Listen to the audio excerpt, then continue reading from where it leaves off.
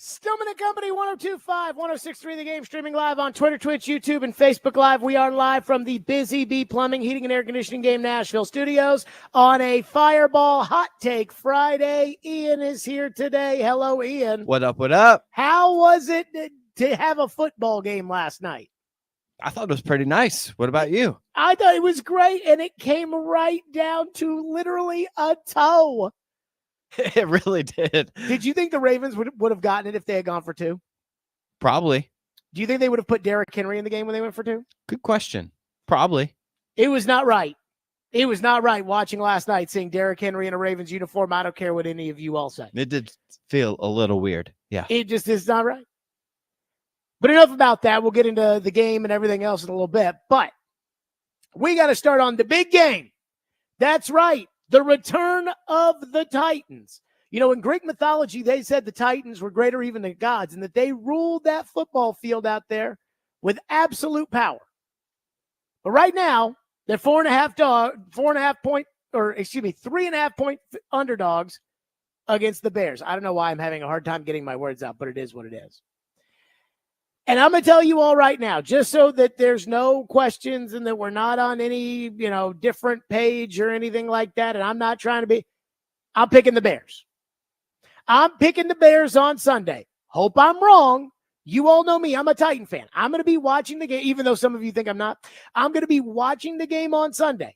And I'm going to be yelling at the TV. And I'm going to be upset with the coach. And I'm going to be mad at the refs. And I'm going to be, you know how it is. But I'm picking the Bears. And here's why I'm picking the Bears. Because while I don't like the Bears as much as most people across the country do, I do respect certain things about the Bears and the team they've put together, and I acknowledge the Titans' questions. Now, granted, I am a little biased, and not biased from the sense that I root for the Titans and not biased from the sense that, I know more about the Titans or whatever, but biased from the sense that I know more about the Titans' problems than I do about the Bears. Braxton Jones, their left tackle, is nothing to write home about, but I don't know if he's actually good, bad, etc. A lot of people have looked at this game, and they've looked at the hype that's surrounding the Bears, and it's taken them all the way back to 5 years ago for that opener against the Cleveland Browns. It's crazy. Is it not crazy, Ian, to say that was 5 years ago? Time flies when you're having fun. Time flies. But in that opener in 2019, the Browns were getting all kinds of hype. And it kind of felt unjustified. I kind of took it personally a little bit like, my goodness gracious, everybody will just drop their pants for the Browns because they won like 3 ball games at the end of the season before. Baker Mayfield was coming off of an impressive rookie season. The Browns had signed Odell Beckham. They had signed Jarvis Landry. The tickets, even in the nosebleeds, were $200+. It was expensive as hell. And Jim Nantz and Tony Romo were doing the game. Jim Nantz and Tony Romo calling a Titan Brown game because that's how much love the Browns were getting. And yes, I predicted in that instance that the Titans, who were being completely ignored, kind of like they're being completely ignored right now across the country, would go in there and kick that ass. But there are vast differences between the two situations. Yes, the Browns are getting an absurd amount of hype. The Bears. Yes, Caleb Williams hasn't taken a snap in the NFL. And most of these number one quarterbacks don't really live up to the Peyton Manning, Joe Burrow hype. Trevor Lawrence was drafted number 1, and he hasn't lived up to the hype. Bryce Young was drafted number 1, and I think a lot of people are questioning whether or not he's going to live up to the hype. But again, the situations are so different. That Browns team in 2019, that was a total clown show with Freddie Kitchens as the coach. And we knew it before they even played. Like, the Bears might be a clown show, but we don't know that today. I remember in 2019, the Browns had joint practices with the Colts. And Frank Reich called him off because the Browns wouldn't stop fighting. And Goofball, who was the head coach of the Browns, got up there and was like, "We're not backing down from anybody." Oh, okay. And the Browns, from ownership on down, they were too immature for all the hype. I don't think Chicago is. I don't think you're going to see Roma Dunze wear a $200,000 watch out on the field the way Odell Beckham did. Again, I don't think Chicago's that good, but I don't think they're a clown show. And secondly, the 2019 Titans, they were at a different stage in development than where I think the 2024 Titans are. The 2024 Titans are probably more like the 2018 Titans, though that team was coming off of a playoff appearance. But they're more just kind of trying to gel together to start something new. And it's just 2019, that team was a bunch of guys who had really gone from young players to veterans and were starting to enter their primes. Veteran defensive coordinator who was like 80 years old going up against a second-year quarterback.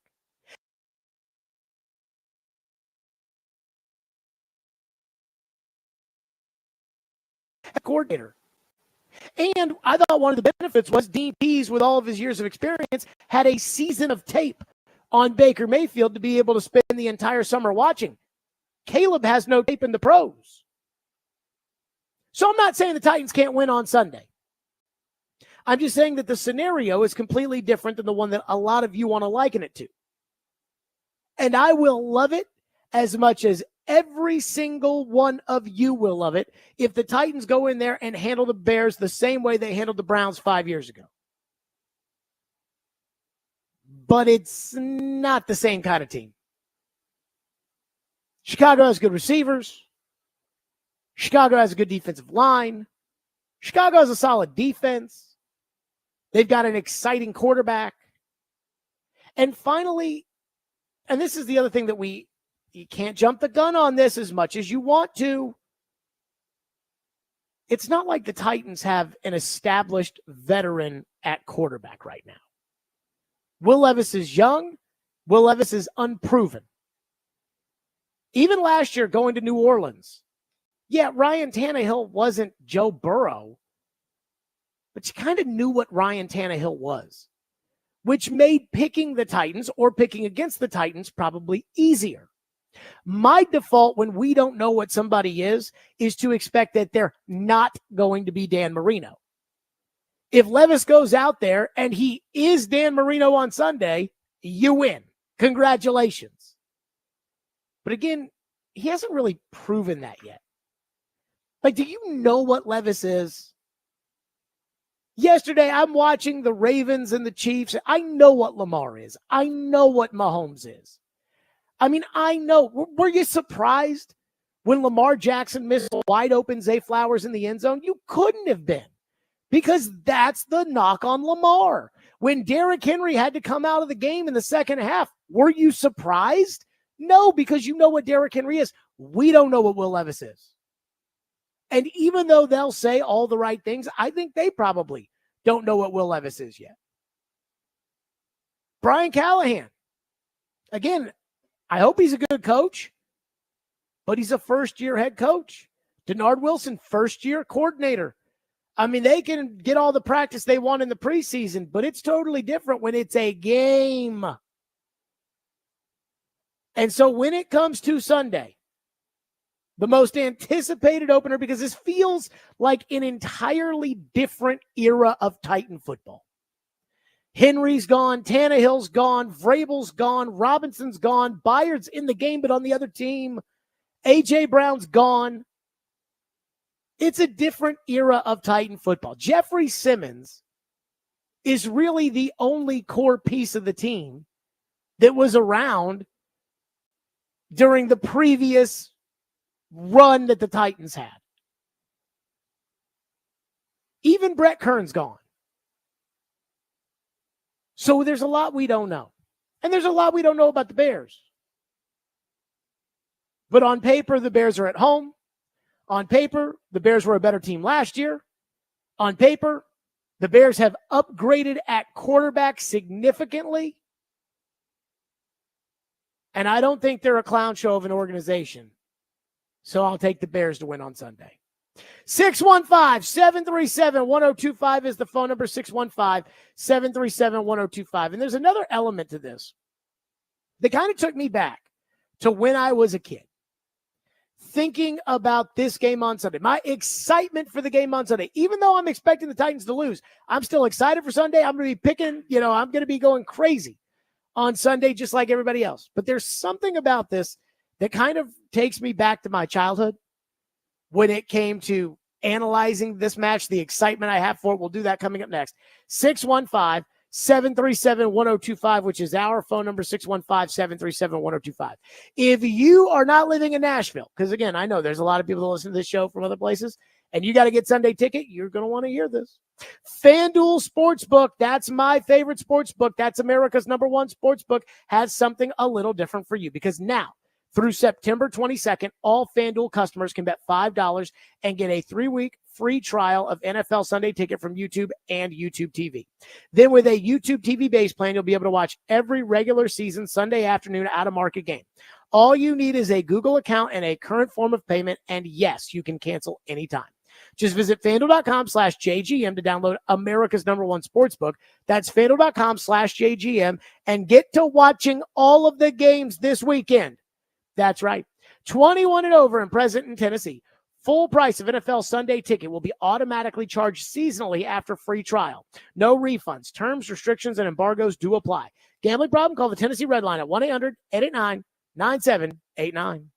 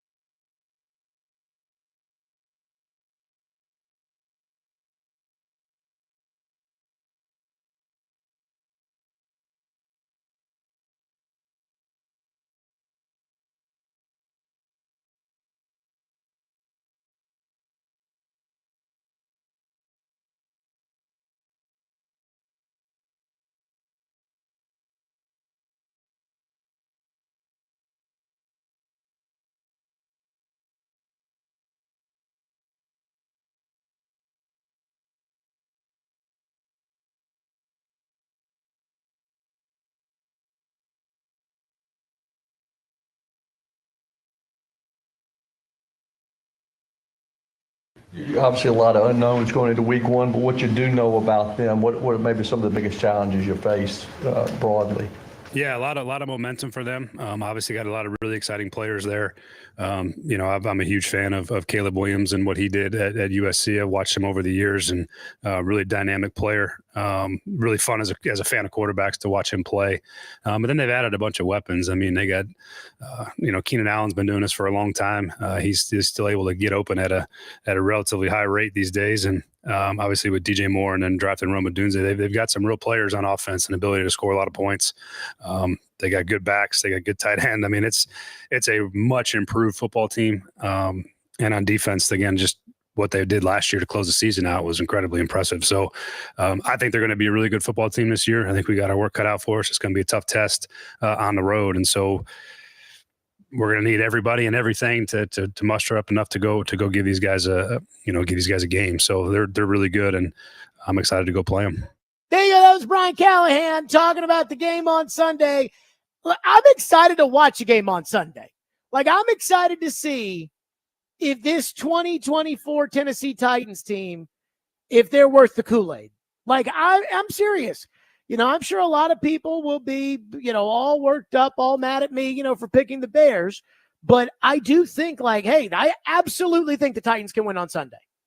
I absolutely think. And I think there's a chance that all the stuff that you guys have said to me this entire offseason, that it's true. No, Jared, Nicholas Petit-Ferrer, a.k.a. PT. He can play right tackle, Jared. Oh, no, you watch. Don't worry about Snead's knees. He's going to be awesome this year. Tavondre Sweat, he's the man. Will Levis, he's Dan Marino. I mean, I think all that's possible. I'm not saying that I think it's going to be the case, but it's possible. So when I was thinking about the matchup this morning, I think it's a very, very close matchup. I do. I mean, again, last night's game was decided by a toe. This is how the NFL works. But this is a very, I think, close matchup. Two teams that didn't have good seasons last year, but they weren't the dregs of the NFL. They weren't New England. They weren't Carolina. They weren't those teams. With a lot of optimism and excited fan bases.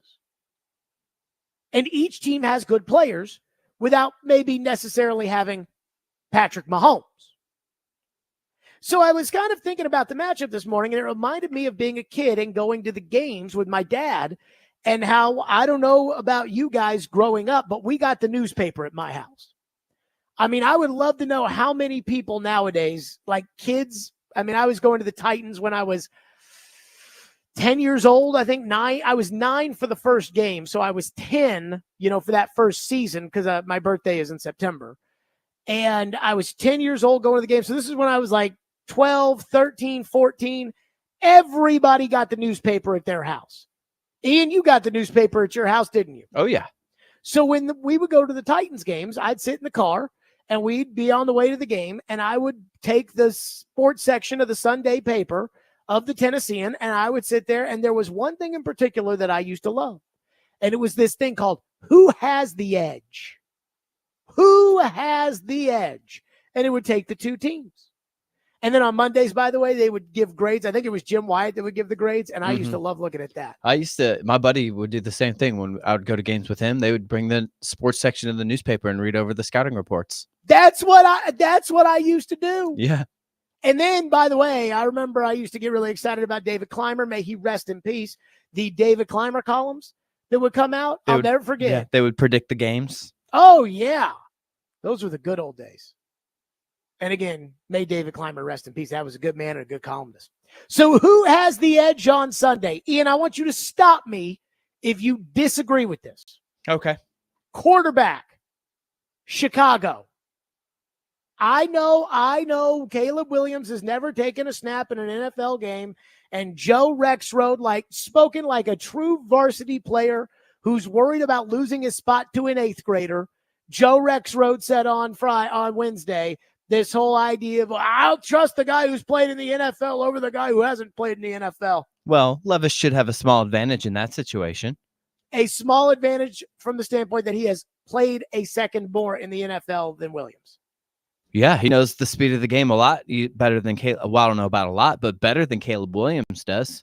I'm not sure that really makes a difference. I mean, yes, it's important to understand the speed in the game and how fast it is, but who's better? Like right now, if you went to Brian Callahan and you said, who would you rather have be your quarterback? I'm pretty sure he'd take Caleb Williams. I'm pretty sure everybody would take Caleb Williams. Well, for their careers, probably so. Yeah. And also, let's not kid ourselves when it comes to rookie debuts. I don't know if you guys have seen with the Titans. We've had a couple really, really impressive ones. That worries me. So, quarterback, Bears. Sounds like you want to stop me on that one, though. I'll give it to you. It's close, though. Running back, Titans. DeAndre Swift is the running back for the Bears. He is good. I feel like DeAndre Swift's never been as good as he could be. He's always been good, but he's never been great. And I think Tony Pollard has been great before. And I think Tony Pollard's the best player on the Titans offense. And I think Tony Pollard's the best running back in this game. And you put Tony Pollard with Spears, I'm going running back, Titans. Pass catchers. So let's lump the tight ends with the receivers, Bears. And I don't think this is particularly close. Again, DJ Moore is a true number one wide receiver. You know, Ridley is probably not a true number one. You know, DJ Moore is in the A.J. Brown category. He's in that group. He's not Jefferson. He's not Chase. He's not CeeDee Lamb. He's not one of those guys, but he is in that one tier below. I mean, he's a $30 million player. Now, he's not making $30 million because he signed his contract earlier than that, but he's a $30 million player. Rome Odunze is a good young receiver who I wanted to take with the 7th pick. I mean, I really wanted Bowers, but still. Cole Kmet, solid tight end. I don't think this is close. Pass catcher, Bears. Offensive line, even. You know, the Bears, I think, are more of the sure thing because they're not starting a rookie left tackle and they're not hoping and praying that PT can get it done at right tackle. The Bears have Darnell Wright at right tackle. That is a legitimate starting right tackle in the NFL. They got Nate Davis at right guard, who, once again, we all know his faults, but Nate Davis is a legitimate starting right guard. So they're certainly better at those two spots than you are. They did upgrade at the center position in the offseason, albeit not the way you did. And the left side of their line with Braxton Jones at left tackle leaves a lot to be desired. He's okay. He's not good, but he's okay. So I'll say even. And the only reason you get the even nod is because you've got Bill Callahan coaching your offensive line. By the way, did anybody see the Ravens who traded away Morgan Moses, their right tackle, for a bag of footballs in the offseason? Does anybody see how much trouble they had last night without having a right tackle? Just saying. Defensive line, even. I know you have Jeffrey Simmons, but they have Montez Sweat. And I think that kind of cancels each other out. And I'm going to say even. Yes, Tavondre Sweat had a nice training camp. He's never played an NFL game. They've got DeMarcus Walker. They've got a big, they got veterans on the D-line. I'm going to say it's even. Linebackers, Bears, not close. We're hoping Kenneth Murray is good. We don't know if Kenneth Murray is going to be any good or not. We're hoping he's good. Edmonds, their middle linebacker. Edwards, their other middle linebacker. Both guys are good. The Bears have good linebackers. So linebackers, the Bears always have good linebackers. Whether it's Brian Urlacher, Dick Butkus, whatever. They've always got good linebackers. Defensive backs. Bears. You might have L'Jarius Sneed, but they have Jalen Johnson. They have Kevin Byard at safety, who would be the best safety on the Titans. Better than Diggs? Yeah. I don't know about that. Yeah. Byard's definitely. There's a reason why Kevin Byard signed before free agency started, and Quandre Diggs signed about 3 weeks into training camp for half the money because he ain't that good. I don't know. The Titans might have a better secondary. Again, they've got Jalen Johnson, and Jalen Johnson is a bad, bad boy. If you want to argue even, I'll accept it, but who's I'm their gonna nickel? Go Bears. Who's their nickel? Is it Kyler Gordon? I'm not sure. I guess I put you on the spot there. Sorry, I just. But I think it's Kyler Gordon. TD was talking about how he, again, I'm going to say the Bears have better DBs. I don't know. I might argue on that one. Special teams. I'm just going to say even because there's so much we don't know. They've got Cairo Santos, but Cairo Santos sucked for that one game with the Titans. So he hasn't missed a field goal really ever since he got cut by the Titans. But I'm going to say even on special teams, I have high hopes for special teams because Craig Aukerman is not coaching them. He's not coaching them. No, he is not. So of those categories, of the 9 categories we listed as who has the edge, 4 went to the Bears, 1 went to the Titans, and 4 were even. Plus, home field advantage goes to the Bears. So that's in large part why I'm picking Chicago. And trust me, I didn't like it when Jim Wyatt back in the day when he was with the Tennessean used to put together the who has the edge. And I'd be flipping through like trying to flip through the pages of the paper. And I'd be like, what? The Ravens have a better defensive line than the Titans? What are we talking about? I know. But when I did this with the Bears, more categories, more check marks for the Bears.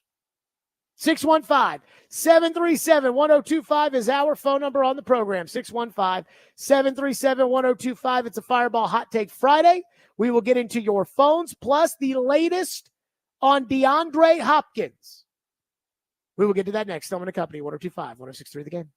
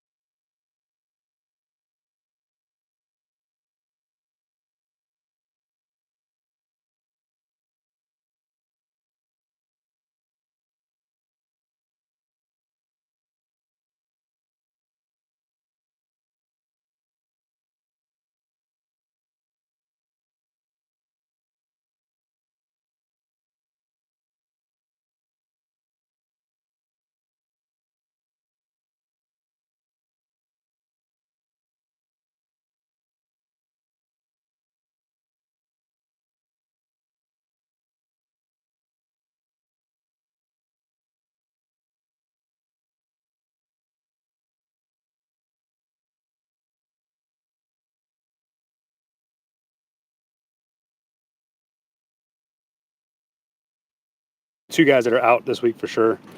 Jamal Adams didn't practice today. He's out. And then Otis is also out. Did not practice. So those 2 guys will be out. The rest of it is as the report will read, and we'll go ready for Sunday. Hop going to be questionable? He'll be listed as questionable, but we'll see where we're at Sunday. Kelly, he kind of credited the Titans with trusting him and going to California to do some of that rehab on the knee. What was that whole conversation and process like? I'm presuming there's lots of communication throughout. No, he came and saw me and said he had a handful of things he would like to go do, and he had plenty of conversations with Todd Torselli, and we decided that he's, if God's played, as long as he's played, knows what he needs, and so we allowed him to go get the treatment that he felt like he needed to be ready to play for week 1. So it was pretty straightforward, and he was great. Just communicated what he needed and what he wanted, and we worked with him on that. That was Brian Callahan. DeAndre Hopkins officially questionable for the game on Sunday. And let me say this, they absolutely need DeAndre Hopkins on Sunday. Why? Because I don't trust Trayon Burks. And deep down inside, neither do you. You know you trust DeAndre Hopkins. Deep down inside, I think it'll be okay. But I think there's got to be a little bit of a question mark about the Levis-Ridley connection. There is no question mark about the Levis-Hopkins connection. And deep down inside, we know Tyler Boyd's just a slot possession receiver and not a big play kind of guy, and that DeAndre can make big plays for you. So I think they need DeAndre. Now, again, Taylor Lewan's already said he's out and said it definitively. And then TD came on the show yesterday, and as everybody on social media was talking about Lewan says he's out, TD was talking to DeAndre. He comes on the show and is like, that wasn't what DeAndre said to me. So then Paul Kaharski reported that DeAndre said he had an MCL tear about 4 to 5.5 weeks ago. And as DeAndre said, so the thing about those is it takes a whole year for them to heal. Obviously, it's pain at this point. That's what DeAndre said. So I talked to a trainer who works on high-level athletes, including players in the NFL. And I'm talking about some really good players in the NFL too. And I asked him, I said, so DeAndre, apparently now we know what it is. We know that it's a torn MCL because that's what DeAndre said it is.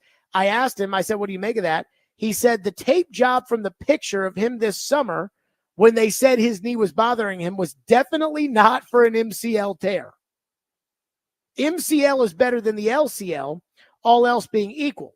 They normally don't have to be surgically repaired if it's not a complete tear. Not uncommon to be back fully in 6 to 8 weeks. I'm guessing he's still having issues, though. He either tore it bad or re-injured it a time or two. So that's what, again, somebody told me on the DeAndre front that would know what they're talking about. My gut is DeAndre's probably not playing on Sunday. Because Brian Callahan's like, we'll see. And Lewan's already said he's not playing. And I think Lewan's probably got pretty good sourcing over there. And that's a big loss. And the fact that, TD said that he asked DeAndre Hopkins about the report, and TD said that Hopkins said, I don't know about any report, but I'm trying my best to be. That makes me a little nervous too. Because if DeAndre was good to go, then I think you'd hear I'm definitely playing. And we haven't heard that. 615-737-1025 is our phone number, 615-737-1025. And our phone line is driven by WilsonCountyHonda.com on a Fireball Hot Take Friday. Andrew texts into the text line. And Andrew says, Jared, we love you, and we love listening to your insight, but we listen specifically because we know to bet the opposite of whatever you say.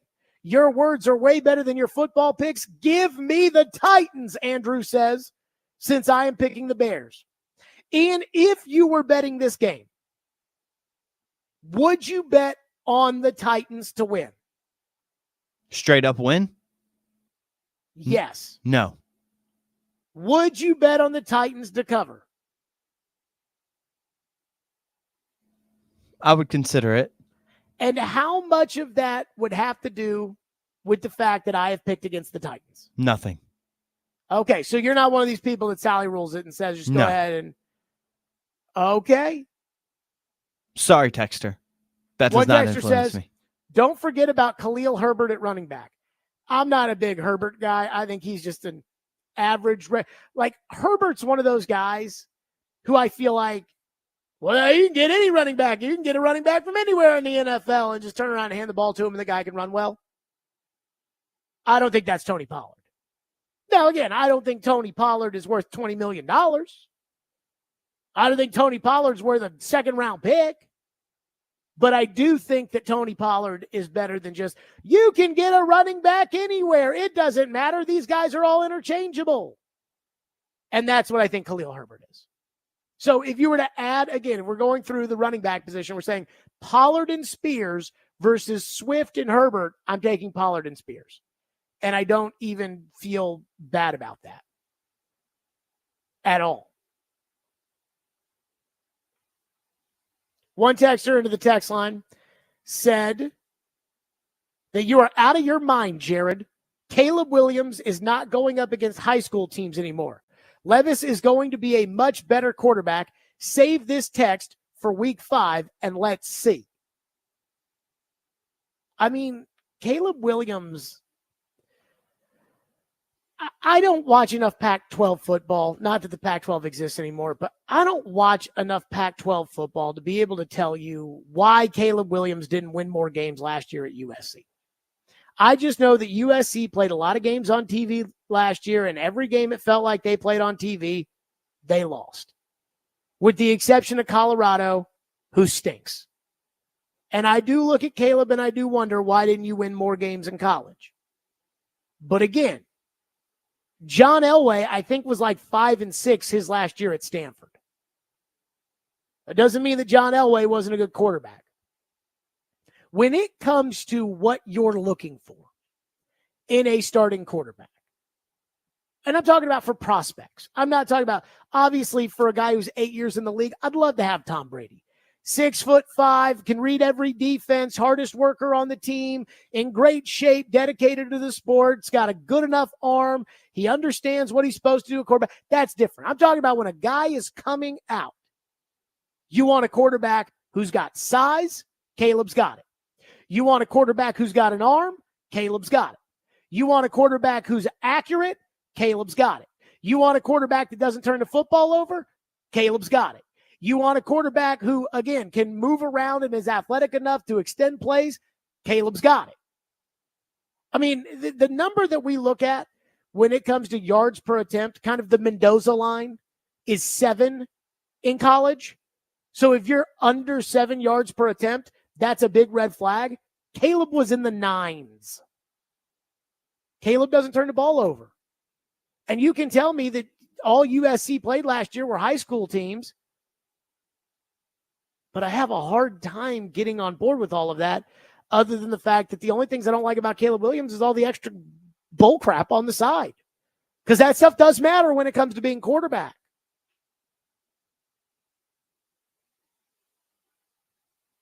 One texter into the text line says, isn't it better to rest DeAndre Hopkins against an NFC team and get him back the following week against the Jets?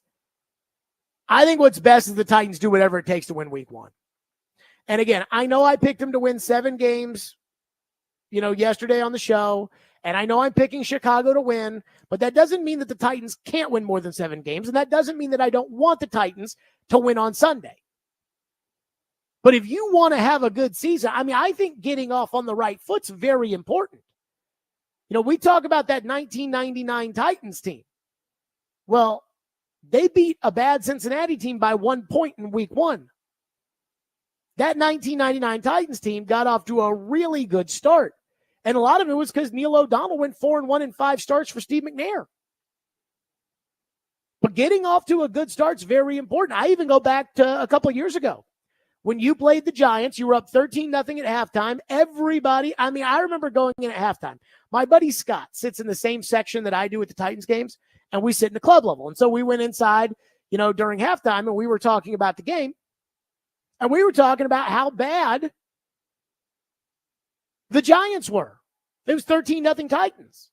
Well, the problem with 13-0 is that you're one Saquon Barkley run and one busted Christian Fulton play away from being down 14-13. And that's exactly what happened.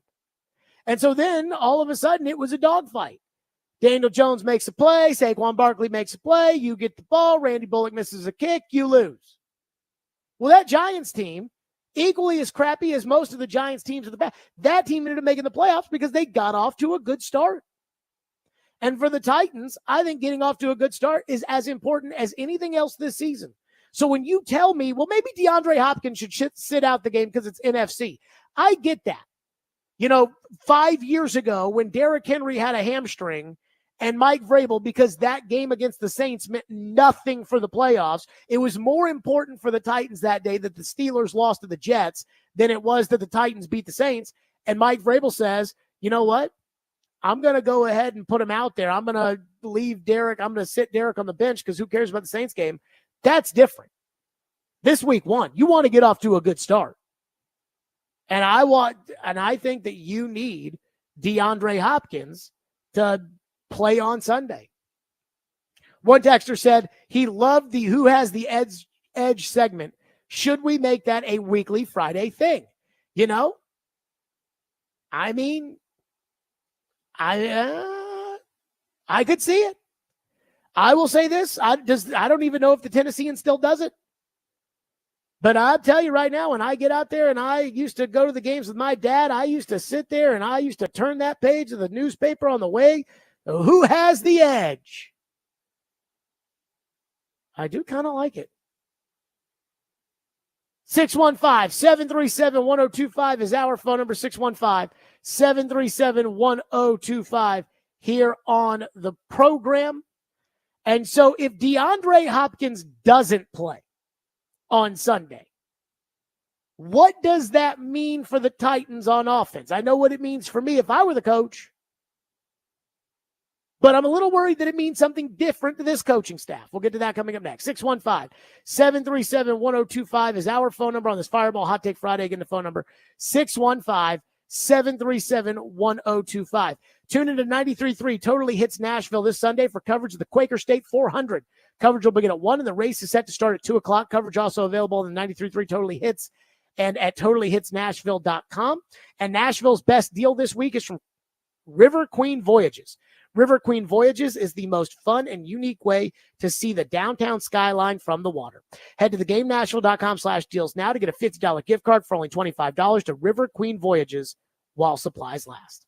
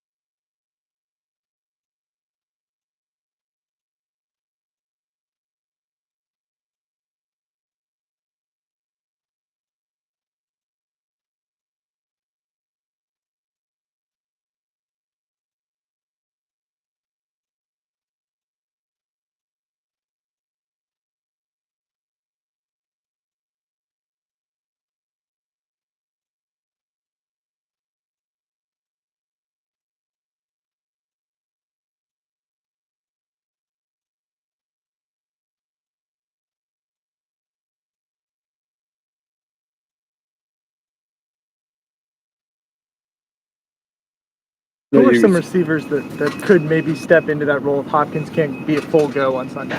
Yeah, well, we got two that have had a really good preseason in Trayon Burks and Nick Westbrook. Those guys have both done a really nice job. So we got plenty of guys to come play receiver for us, and they've gotten a lot of reps because of Hop's absence, so they've practiced a lot too. So that part's also good. So I feel really good about those guys. Okay, that was Brian Callahan, and I had not heard that cut. Ian, is that from today? Yes, it is. Okay. Did you notice what he said right there when he was asked about the receiver? When DeAndre got hurt in training camp, what did Brian Callahan say? Well, if DeAndre's out, we're going with Burks. Burks has earned it. Burks has shown us we're going to give Burks the first opportunity. And now that we're approaching the game, he's like, well, we got two guys. We got Trayon Burks and Nick Westbrook, i.e., I really want this to work out with Burks, but I could put NWI out there and I'm probably going to get more bang for my buck. So here's what I think is going to happen if Hopkins doesn't play. And I don't think Hopkins is going to play because I think Taylor Lewan's probably got pretty good sourcing. If Hopkins doesn't play on Sunday, Burks will get the first crack at it. He will go out there and be the wide receiver in that position, who can wide receiver 1, 2, 3, whatever. He will be the wide receiver that is in DeAndre Hopkins' spot. And I want us all to be on the same page about something when it comes to Burks. This is the opportunity.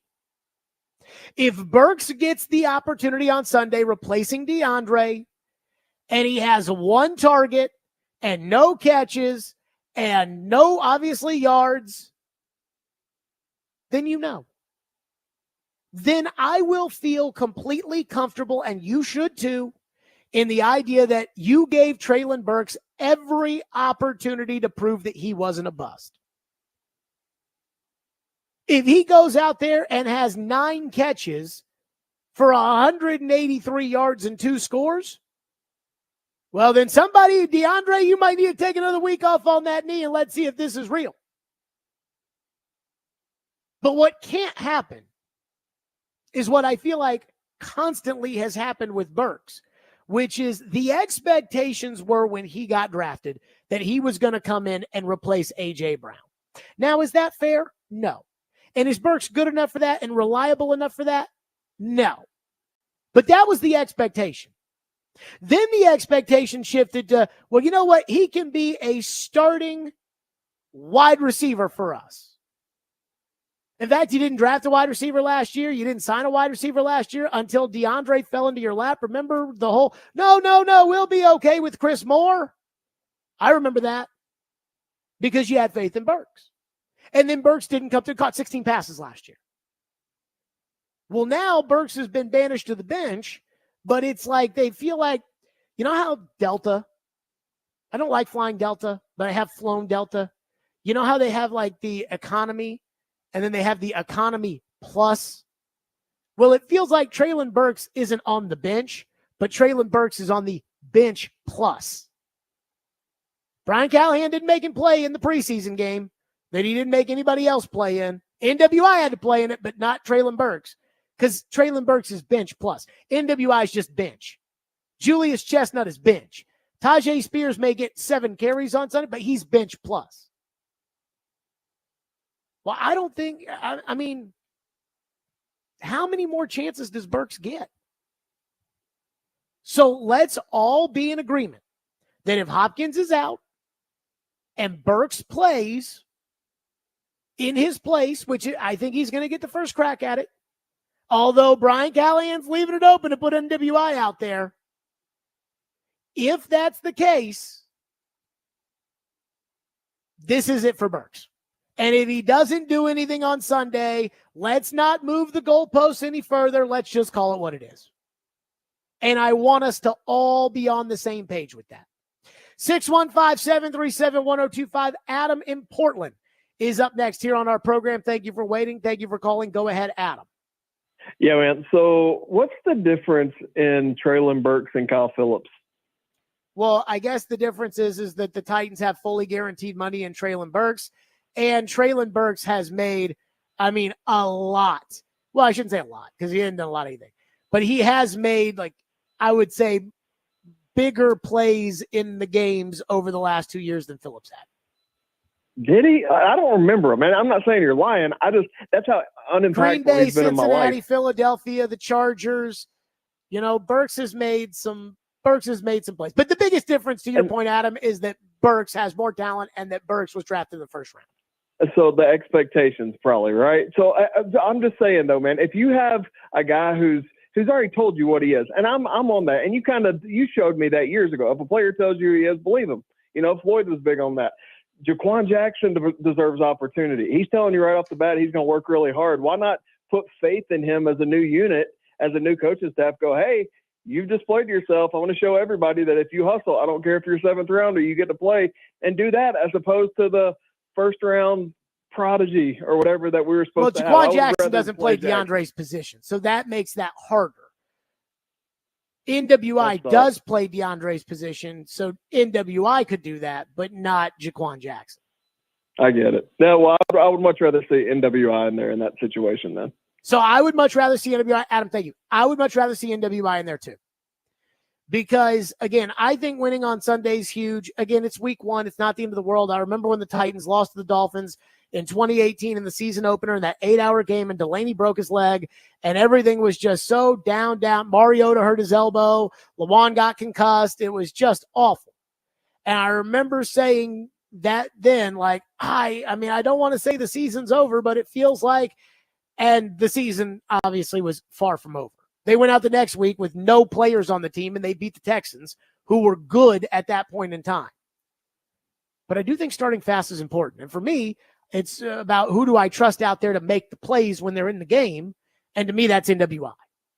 So I think the Titans coaching staff, I think they're going to try to get one last squeeze out of the orange when it comes to Burks. But if they don't like what they see, they are prepared to get him out and put NWI in. And they should. 615-737-1025 is the phone number, 615-737-1025. So I know this game is getting a little national pub. A little. But I do wonder, if the Titans win, what will the narrative be? We'll get to that next. Let's talk Hiller Plumbing, Heating, Cooling, and Electrical. I had Hiller out at my home yesterday, had a project manager out there, and I'll tell you, these guys are as smart as they come. I don't know anything about main splits and gas lines and panels and running wires, and I don't know any of that stuff, but they do. That's why they're the experts. That's why I called them to my home like I did yesterday. And you've heard me talk about Hiller for forever and how it does feel like being part of a family. This month, Hiller is treating you like family too with their Friends and Family Savings event. Happy Hiller Club members save up to 25% off your first HVAC, plumbing, and electrical repair. And every single person gets a 10% discount. So if you're not like me in the Happy Hiller Club, you still get a 10% discount. Present your coupon and save. So go to happyhiller.com. Download the coupon. It's right there when you go to happyhiller.com. It's right there. So if you've got an HVAC repair you need, get it done now and take advantage of the Hiller discount. That's Hiller Plumbing, Heating, Cooling, and Electrical. My guys, proud supporters of the Preds, the Vols, and Vandy. Hiller. Call the Happy Face Truck today.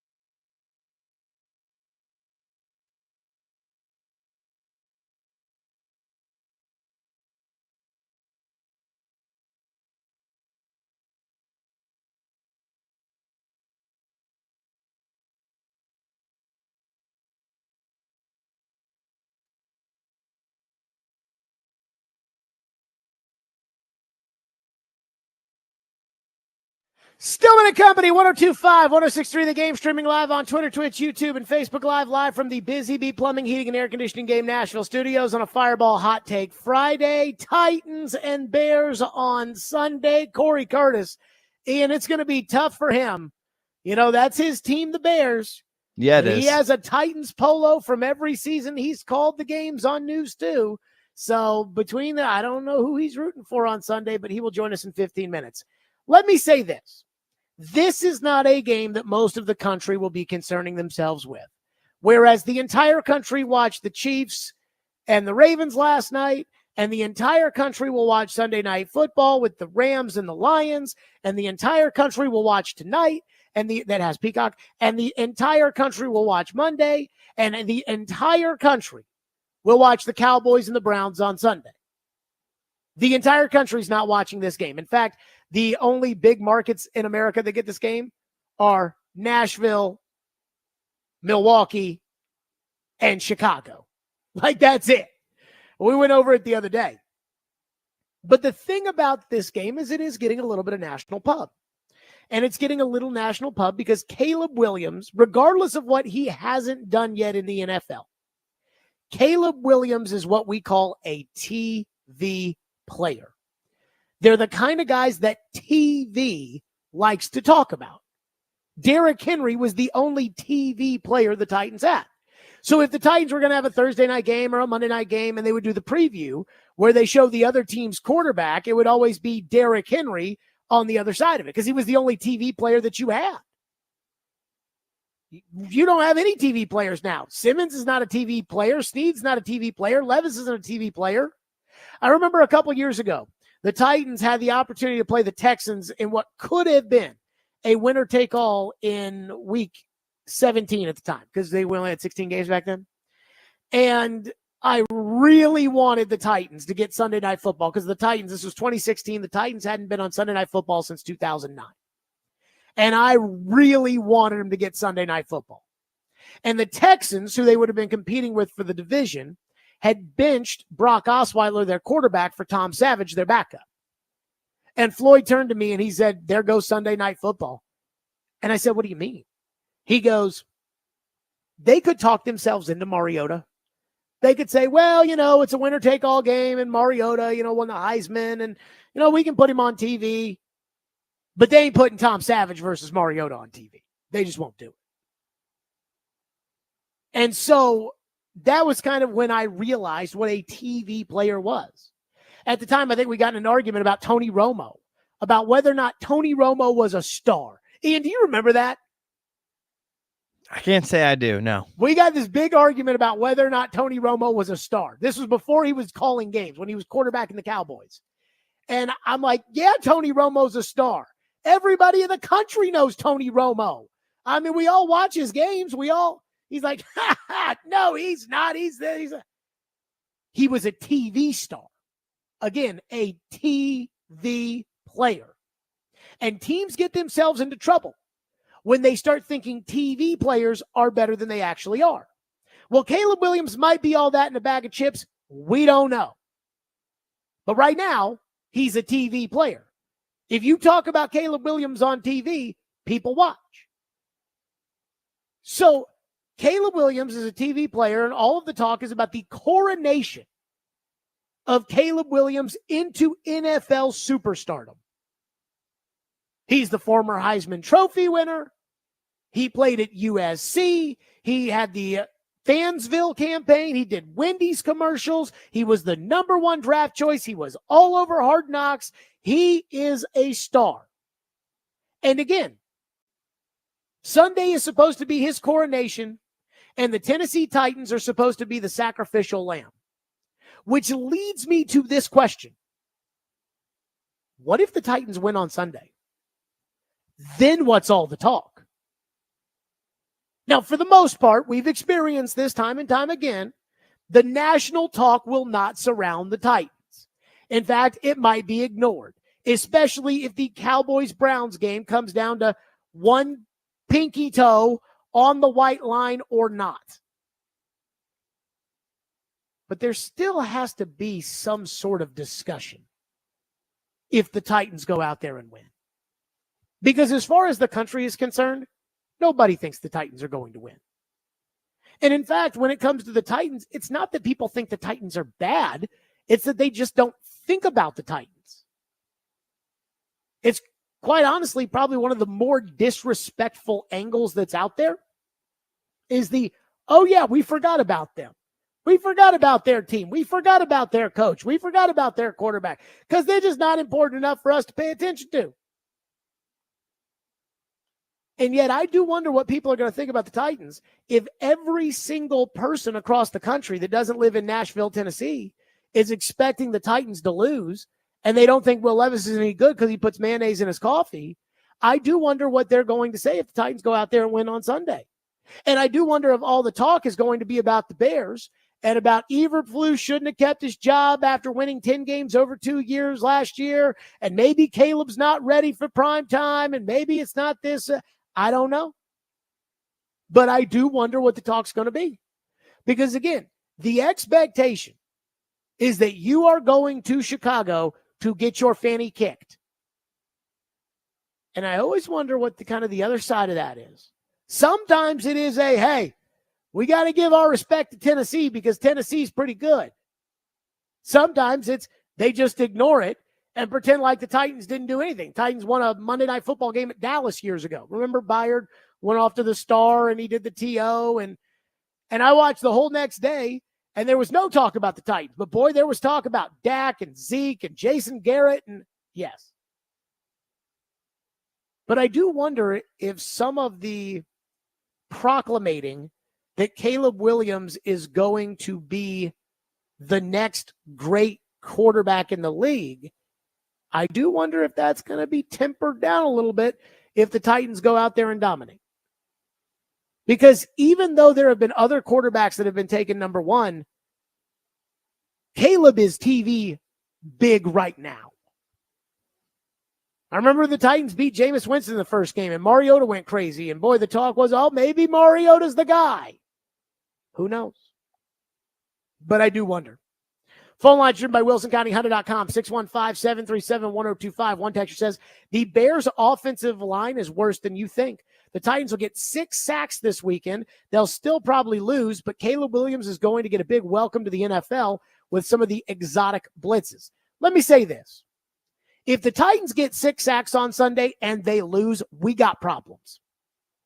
You should not lose a game if you get 6 sacks in the NFL. I have always joked that if Floyd were the next Jesus and he were to be resurrected and he were to come back, the first thing I would say to him is, the Titans got 9 sacks in a playoff game and lost.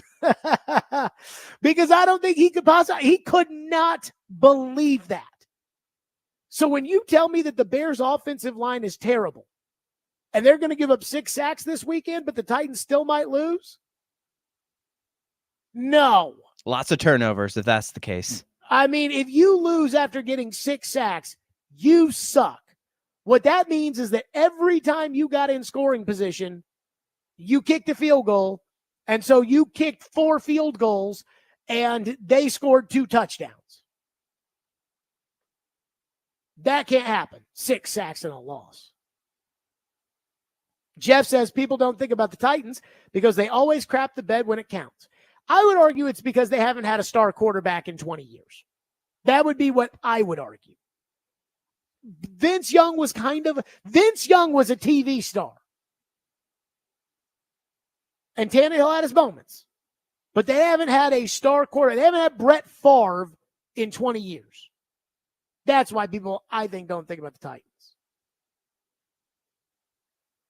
615-737-1025. Corey Curtis, News 2, will join us next on the program.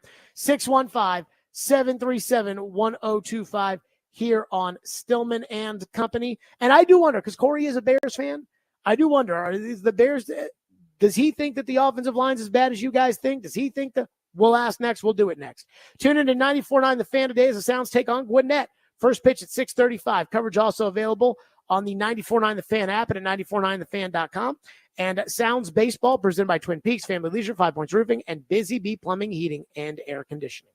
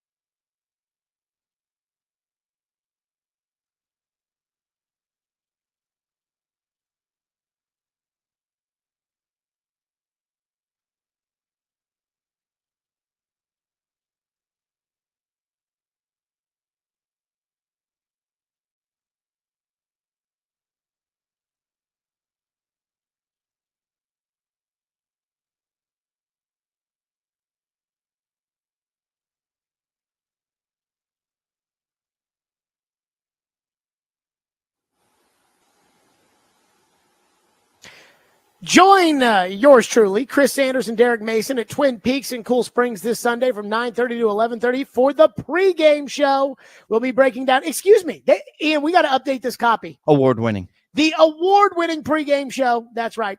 We'll break down the week 1 matchup of the Titans and the Bears starting at 9:30. The pregame show is presented by Parman Tractor and Equipment, Sundeck Nashville, and award-winning Blue Note Juke Joint and Blue Note Crossroads Bourbon. Congratulations, by the way, to the Blue Note Juke Joint folks for winning an award too, just like the award-winning pregame show, which will be on Sunday. And let's give something away because I'm in a good mood. Be caller 5 right now at 615-737-1025. You'll win a pair of tickets to see Co Wetzel at Ascend Amphitheater on Friday, September 27th. So I don't know how Corey Curtis feels about Sunday's game because deep down inside, even though Corey covers the team, I know he loves the Titans, and I see it when he proudly wears his Titans polo on the News 2 broadcast. But I also know that on the surface, Corey Curtis from Chicago is a lifelong Bears fan. He is an old enough pawpaw to remember 1985. So, Corey, let's start on the game on Sunday. How do you feel? Do you feel like this is a close game, or do you feel like one team has a significant advantage on the other? Well, there's so much new for both teams that I think it's tough to know what to expect from either one of them. I do think it's a close game. I think that, it'll be within that 4-point spread. I think it'll be a competitive game because I think both teams have players. Look, if one team comes out and turns it over 3 or 4 times, it's not going to be a close game. But that goes for just about every game in the National Football League. But I think, both of these teams have made some legitimate improvements, and it should be a competitive game. With that being said, I kind of did this. I don't know if you remember the old days of the Tennessean where they'd have the Who Has the Edge in the newspaper on the Sunday before the game. And I used to read that religiously. And I went through it myself. And I told Ian to stop me, and Ian challenged me a little bit on quarterback, but, and I think he challenged me on defensive backs. I said, okay, who has the edge? Quarterback, I said the Bears. Running back, I said the Titans. Pass catchers, Bears. Offensive line, even. Defensive line, even. Linebackers, Bears. Defensive back, Bears. Special teams, even. Coaching, we'll see with Brian Callahan and Dennard Wilson because they've never coached a game. Do you think any of those are crazy, and do the Titans have an advantage somewhere other than running back on Sunday? I might have leaned towards the Bears even on the offensive line just because they've got guys who are a little more proven. But, they've got some guys that, Nate Davis is a question, and Tevin Jenkins has been up and he's been down. He's been better since they moved him to guard. But yeah, look, you could look at the corners and say those two guys for the Titans are really good. Most people consider L'Jarius Sneed a top 5 corner in the National Football League. And so then you've got Tyreek Stevenson, who was Toast Stevenson for about the first 8 weeks, but then turned it on down the stretch. What is he going to be? So, I could lean towards a push in the secondary as well. Mm-hmm. But the receivers, both teams have good ones. I do like the Bears a little better there because DJ Moore is younger and he's in his prime and looks really good right now. I haven't seen a lot of Rome Odunze except he's a top 10 draft pick and looks like he's going to be really good.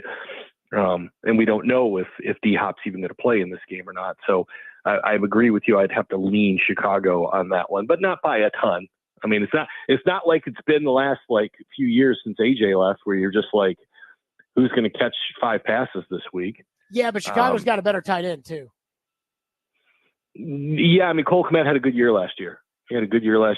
And with the weapons they've got at wide receiver, it should open up the middle of the field even more for them. What are your thoughts on Caleb? Because he's never played an NFL game, and I got Titan fans that think it's crazy that I think Williams is better than Will Levis right now. If I had to pick, I don't know what either guy's going to be, but if I had to pick, I would pick Caleb Williams. What are your thoughts on Caleb where it stands? Well, he's the first pick of the draft. He's a Heisman Trophy winner. I mean, he's put up a billion yards and touchdowns in college. Like, if you asked any fan, honestly, you can have one quarterback for this game. I mean, come on. I mean, everybody's going to pick Caleb Williams, right? I'm telling you what, these Titan fans I've been talking to this week, they don't feel that way. And I like Will Levis, and I like what, Brian Callahan has been trying to do with him, trying to turn a gunslinger into a surgeon. And, there's going to be moments where that's difficult for him. But, Caleb Williams, it's going to be interesting. One of the things I think about this game, and I don't mean to change the answer, but I don't think we're talking about the running backs in this game enough. The Bears were second in the NFL last year rushing the football. All right. They didn't forget how. They have a rookie quarterback. Yes, they think he can do a lot. Yes, they've given him weapons, but they also are going to want to make it as easy as they can for him. So I think the Bears are going to come out and run the football. They gave DeAndre Swift money for a reason. All right. They're going to give him the football. They're going to throw some short passes to him as well. I think they are going to heavily lean on the run game, especially early. And I think the Titans are also going to lean on their two backs to chip in the pass game and get open quickly. We could see 8 to 10 completions to the running backs from Will Levis in this game because they're going to want to get it out quick and not have him just be terrorized by Montez Sweat. So the pressure is on both quarterbacks to play well, but I think both coaching staffs are going to use their running games and their run backs to try to ease some of that pressure. Corey Curtis is our guest here from News 2. What do you think about the DeAndre situation, and are you buying the Taylor Lewan report that he's out? Look, I don't think Taylor's making it up, but he and he may be out, but he did practice all 3 days, which is usually a pretty good indication that you're going to play. So I wouldn't bet on it either way. Do I expect him to play? Yeah, I do after seeing him practice for 3 straight days. But, Taylor can stand up and break his arm patting himself on the back if he doesn't go out there and play on Sunday. Corey, how important is it for you if DeAndre plays? I think it's important because he's a safety blanket for Will. I mean, he's the one guy last year that he had real chemistry with. I guess the positive is he doesn't have that guy to lean on, and he's going to spread it around a little bit more probably. But it's always nice when you got to have it. You got that guy that you really trust. And for him, DeAndre has been that guy. Now, maybe that's going to be Tyler Boyd because I saw a lot good between him and Tyler Boyd in camp too. DeAndre's a potential Hall of Fame player.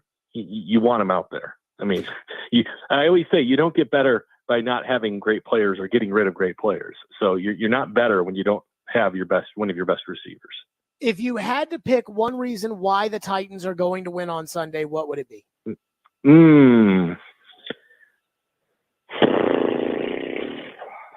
Doesn't sound like you're picking the Titans on Sunday. No, I'm picking the Bears. But don't let Charles Davis hear that. Nothing in this game will surprise me. Look, the Titans, because, Will Levis with Brian Callahan could be dialed in and they could play mistake-free football. And you have a Titans defense, which is going to look a lot more like a Greg Williams-style defense that's going to take chances and try to create turnovers, especially with a rookie quarterback making his first start. So I could see them potentially creating a couple of turnovers, playing a safe game on offense, not turning the football over, and winning the football game. So that entirely possible. Would not shock me in the slightest. Corey Curtis here on our program, Fireball Hot Take Friday. What's your hot take this week? Trying to come up with, I used that one up last week. What else do I have this week? You know what I said? I made predictions, and you're not going to like this one. If Titan fans aren't going to like this one. I don't think any of the Titans defenders are going to have over 10 sacks this year. That's not good. I think you're going to have a bunch of guys with sacks. Like, I think they're going to come from all over the place. but I don't think you're going to have one guy with over 10. I said yesterday on our, kind of preseason predictions or our, season predictions, I said I think the Titans are going to have one Pro Bowler this year, Tony Pollard. Yeah, he looks good. That's the only one I think they're going to have, and that means no Snead, no Simmons, and that is, I hope that it's, Simmons, Snead, Landry, Hopkins, and Pollard go to the Pro Bowl. That would be, and Latham. That would just be fabulous. But that's kind of my take there. Well, you also have them going, what, 7 and 10? 7 and 10. You don't send guys to the Pro Bowl when you go 7 and 10. You don't send guys to the Pro Bowl when you're the Tennessee Titans and you go 7 and 10. Corey Curtis from News 2, as always on our program. Corey, great stuff. We look forward to the game on Sunday. It should be a good one. I'm really excited for this one, not because it's the team I grew up rooting for and the team I cover now, but I think they're two of the more intriguing teams in the league. You can say the team that you root for now and the team that you also root for now. Okay, well, yeah, the team that I root for now is playing in this game for sure. Against another team that you also root for now. No. You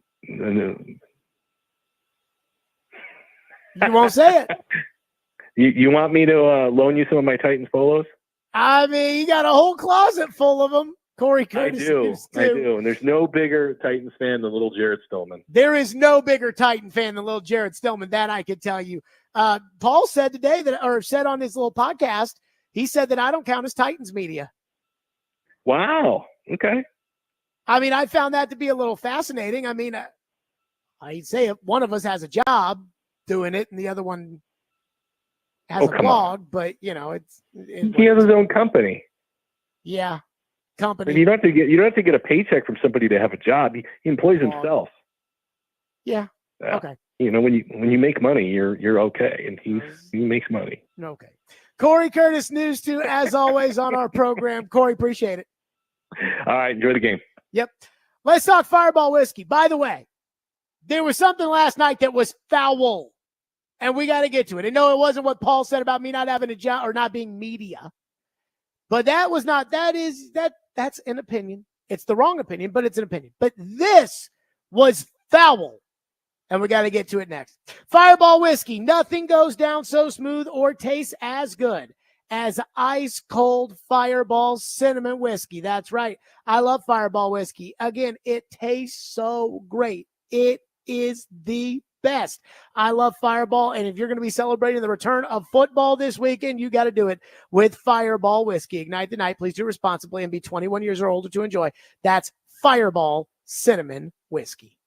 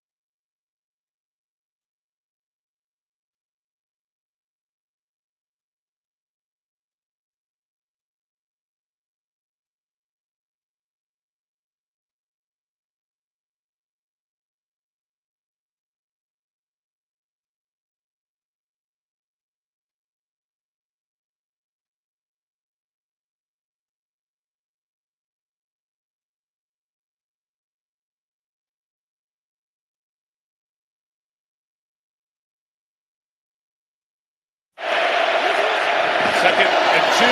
Henry running right to the goal line and in. Let's see. Yes, he is in for the touchdown on his first drive. King Henry.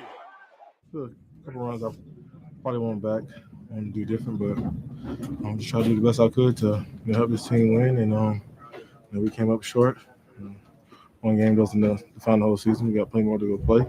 Watch the film, learn from it, get better, and be self-critical of myself and continue to improve. Derrick Henry's like, I'm tired of having these kind of press conferences. I came here to win. I was tired of losing.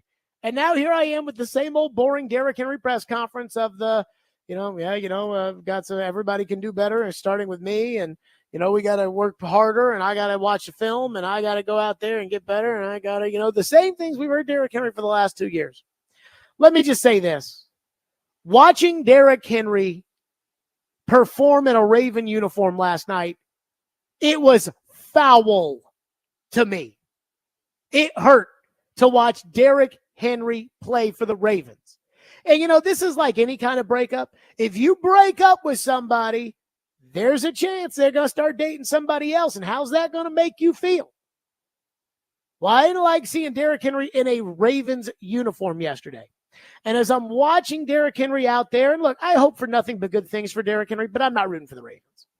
But as I watch Derrick Henry trot out there and on the first drive run the football right up the middle and take it right in for a touchdown, there is a part of me that disliked that as much as I disliked Steve McNair in the same uniform.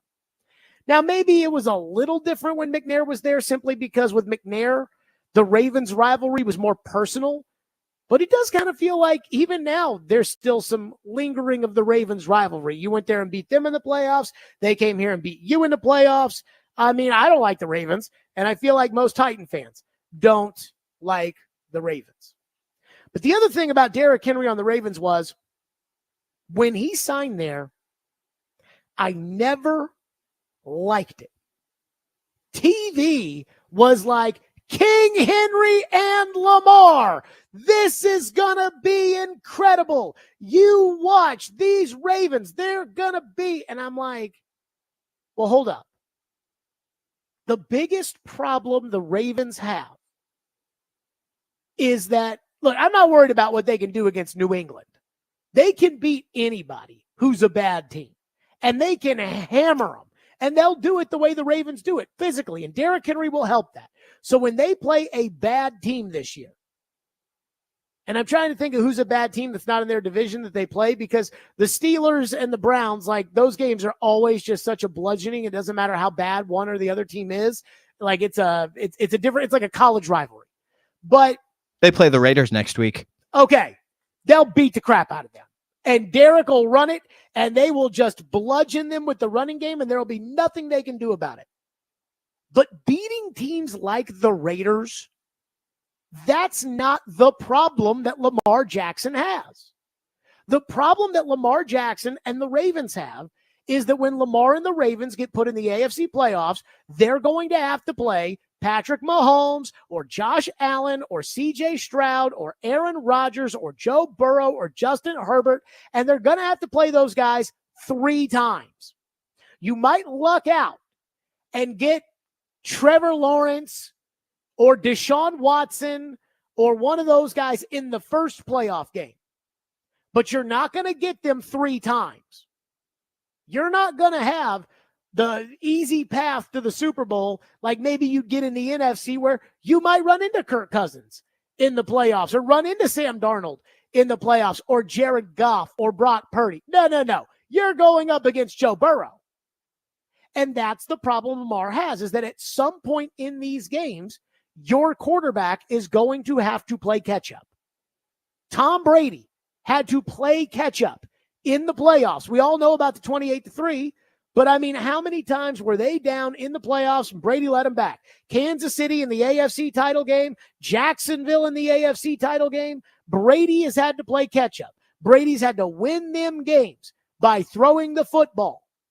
Had to play catch-up in his first playoff game against the Raiders in the Tuck Rule game.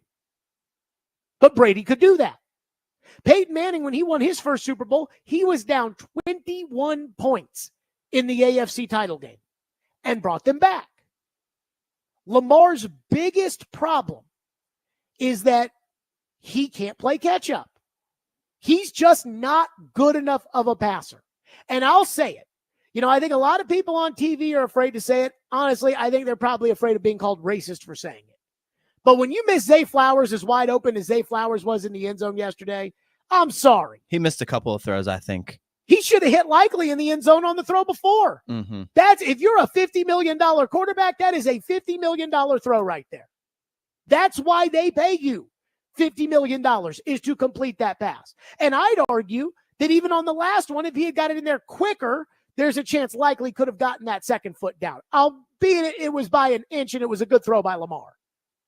But again, that's Lamar's problem, is that when he plays Mahomes, Allen, Burrow, those guys, he's going to have to outshoot them. And Derrick Henry does not help that.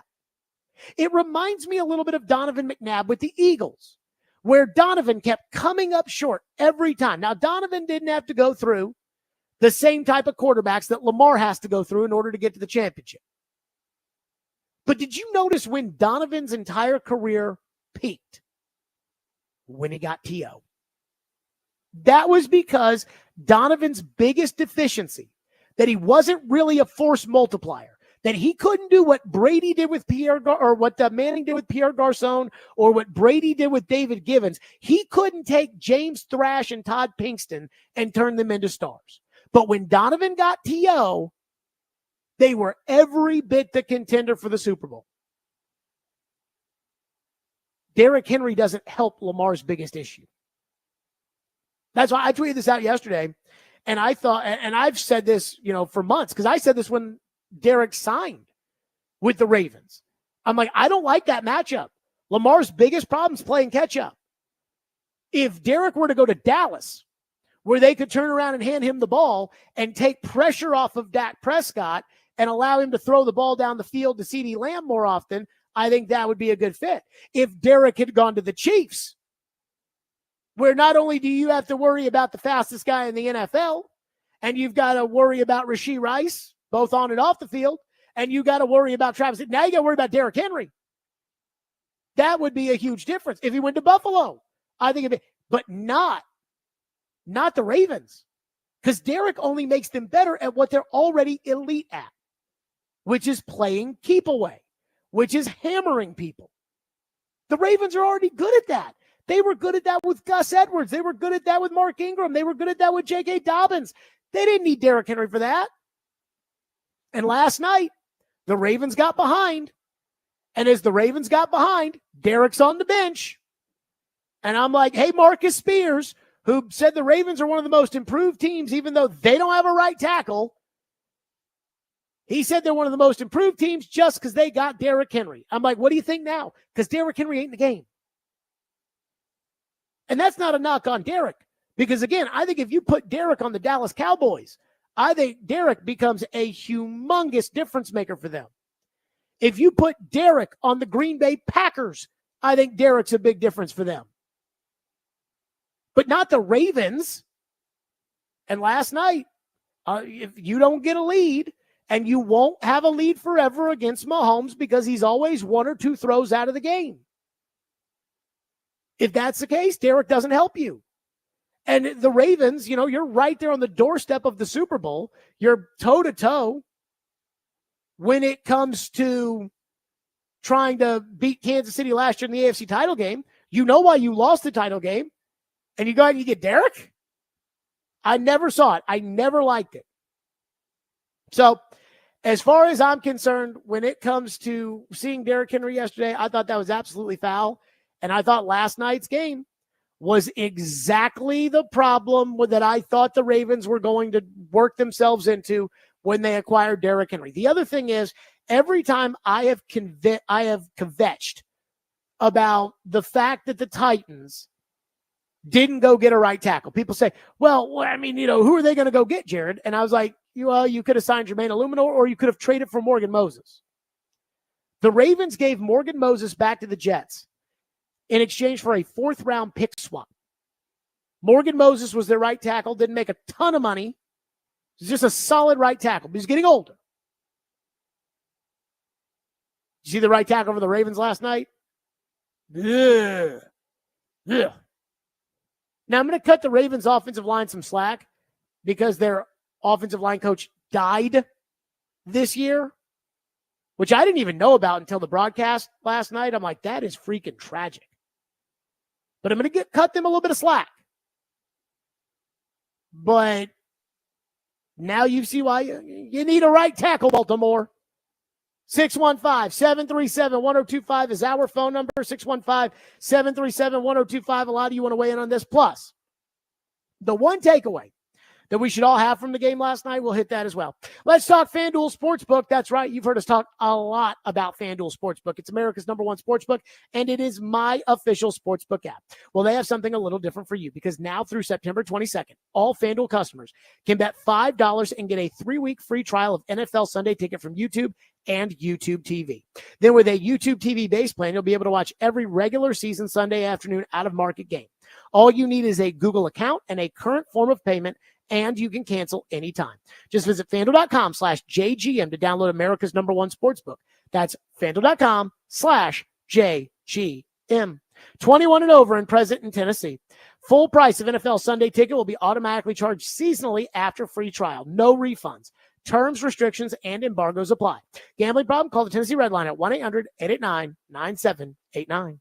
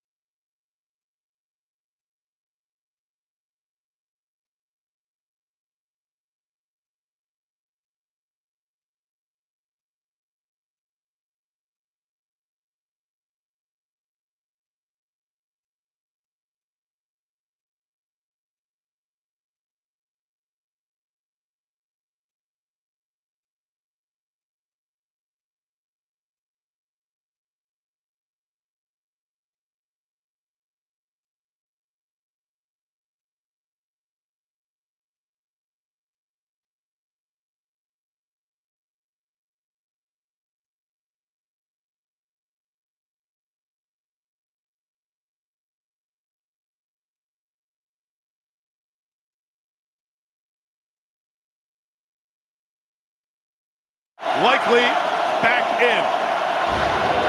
Game 1 of season 105 in the NFL. Down to one play, 5 seconds to go.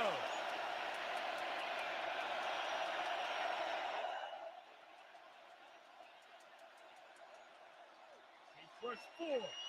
Lamar trying to make magic happen. Throw it in zone. Likely 2 feet down. Yes! Touchdown! What a play! Isaiah Likely! Going for 2 and the win are the Ravens on opening night.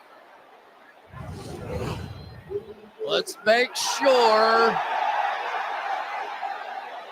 Oh!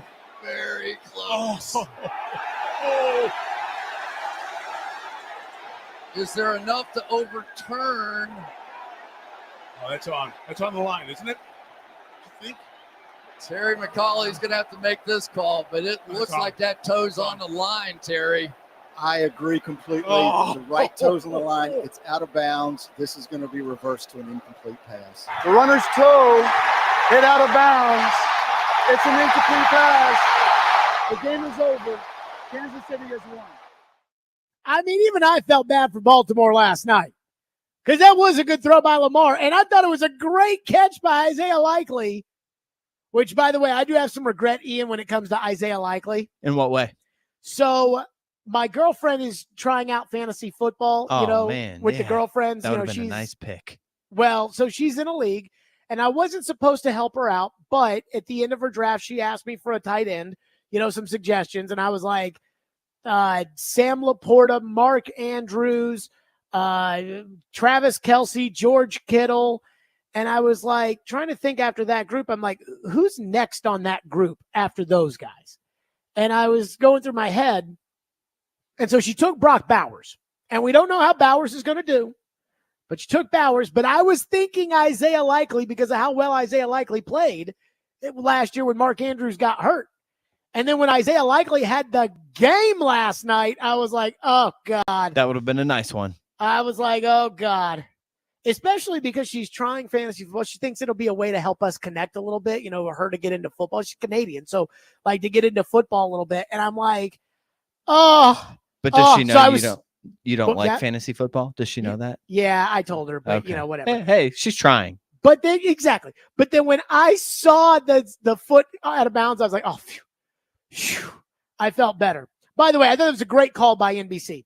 I also think that was an example, and you're going to see about 8 of them this weekend, where the margin in these NFL games is 1 toe. The margin between winning or losing, because I think Baltimore's going for 2, and I think Baltimore's going to get it. If there's a team in the NFL that I would trust the most going for 2, it's Baltimore. And so I thought I said before the drive, I tweeted out, if Baltimore scores, they need to go for 2. And when John Harbaugh's sitting there with the 2, because he don't want the ball in Mahomes' hands, and I understand that. I thought they were going to get it. The margin of victory in this league is 1 toe. That's the way the NFL makes it out to be. Every time. And that's the difference for most teams. And that's the difference for most teams in this league. Not those 2 teams, because those 2 teams are going to be good. But that's the difference in the league between 10-7 and 7-10. 3 little toes. This little piggy cost us the Chiefs game. This little piggy hurt us in Green Bay. And this little piggy went wee all the way and lost a game to Washington they shouldn't have. That's the league. 615-737-1025. Josh from White House says, seeing Derrick Henry play in a Ravens uniform was like seeing your wife with another man. Maybe ex-wife. But yes, wife. One texter says, Jared, do you think the Ravens would have been better off signing Tony Pollard? Also, after yesterday, I hope the Ravens lose again and again. I love Derrick, but he made a mistake. First of all, I don't know what the market for Derrick Henry was outside of the Ravens. We know the Ravens wanted Derrick Henry because they tried to trade for Derrick Henry last year. I mean, Dallas, they didn't sign anybody. So Dallas didn't want Derrick Henry. So it wasn't like it was Derrick's choice to not go to Dallas. What's that? Dallas brought back Zeke Elliott. Right. Because they wanted to pay, $3 and put Zeke at running back as opposed to pay $9 million and put Derrick there. And then put Dalvin Cook on the practice squad. Right. Exactly. Which I don't think is that great, but, Ron says, D. May said, the Ravens got Henry for the playoffs and not for the regular season. Lamar can win in the regular season, but we'll need Henry for the postseason. I mean, Derrick would know exactly why the Ravens got Derrick Henry, because Derrick talks to the Ravens, because Derrick is a Raven. But Derrick Henry's not going to help them win in the playoffs. And that was my problem from the jump. Again, when they make it to the playoffs, and they will make it to the playoffs this year, who are they going to face? Are they going to face Anthony Richardson in the playoffs? Or are they going to face Patrick Mahomes in the playoffs? And you know the answer. And again, it'd be one thing to say, hey, we're going to go in there and play Raven ball, and we're going to be tough on defense, and we're going to get fumbles, and we're going to bludgeon them to death, and that could work. And you could beat Josh Allen doing that, or you could beat Joe Burrow doing that. But you can't do it 3 times in a row. At some point, one of those little toes is not going to go your way. And when that happens, your quarterback needs to be the one who overcomes that, and he needs help in his passing game. And that's where Derrick doesn't help the Ravens, where Tony Pollard would. Yes, I think they would be better off with Tony Pollard than they would be with Derrick Henry. And that's not saying that Tony's better than Derrick, because I don't believe that. But for what they do, I do believe that Tony Pollard would be a better fit, helping out Lamar for what Lamar doesn't do well. Which, again, is coming back in these kind of games. Andrew said, Derrick got exactly what he wanted. Enjoy, buddy. Enjoy. One texter said the Ravens had a bad offensive line, and I think we've seen this before. Another one says the Ravens' offensive line is not good, which is not good for Henry either.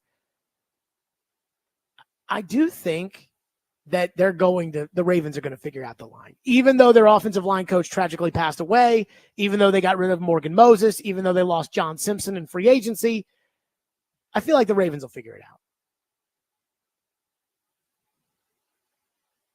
Mo says the Ravens don't have any receivers and Henry didn't look great.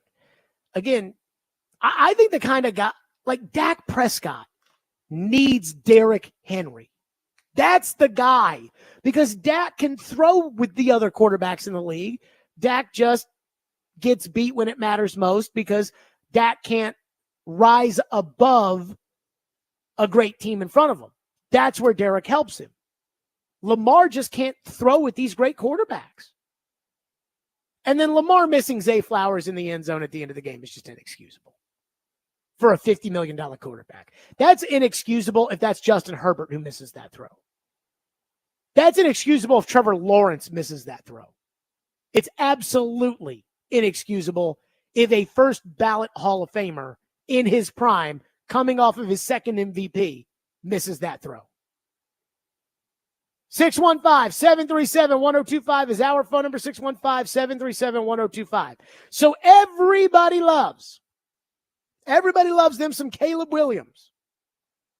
You got to hear what Bill Belichick had to say. We'll get to that coming up next. Stillman and Company right here, 102.5-1063 The Game.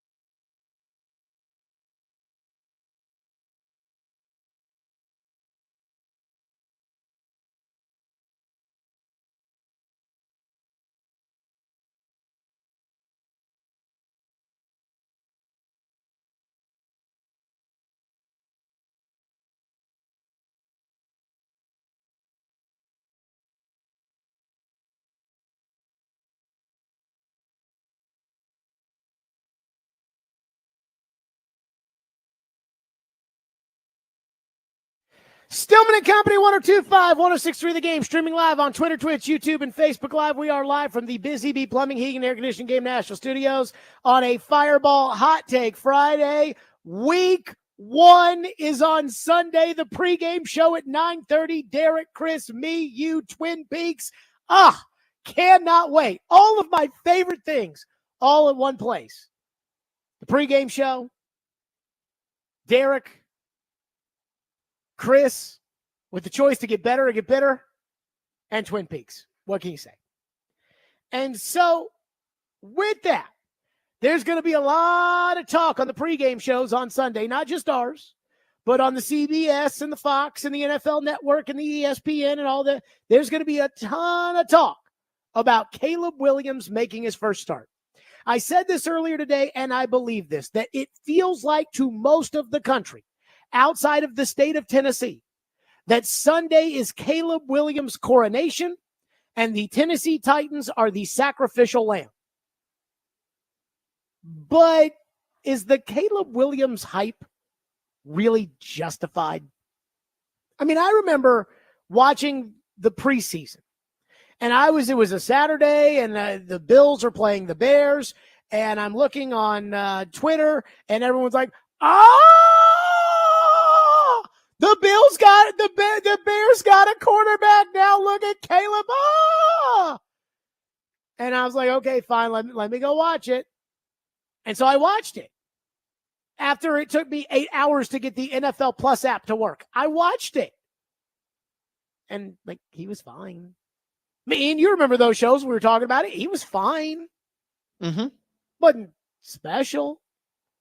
Then when I was in Canada, everybody on social media was like, oh my God, Caleb Williams is already that dude. He made some plays. He flashed. He threw one ball down the sideline to Roma Dunze. He made another nice play against right there too. C-teamers, because it was at the end of the first half. And the Bears kept their starters in there. And again, at that point, not only were the backups out for, I think it was the Colts, maybe, I can't remember. Whoever it was, the backups were already out.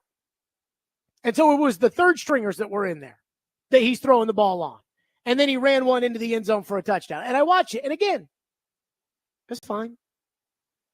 But there was a part of me that was wondering, am I poo-pooing Caleb Williams in the preseason because I'm a Titan fan and because I'm not the biggest Caleb guy in the world and because I want, I want to think that my team has a shot in week 1? Am I doing this because of my own personal Titans bias? So inside the NFL, that used to be on HBO back in the day. Now I think it's on the CW. I don't know. It's also on YouTube. CW, yep. It's got Ryan Clark's the host. Chris Long, Howie Long's son, is on there. Ocho Cinco's on there. And Bill Belichick is on the crew of Inside the NFL.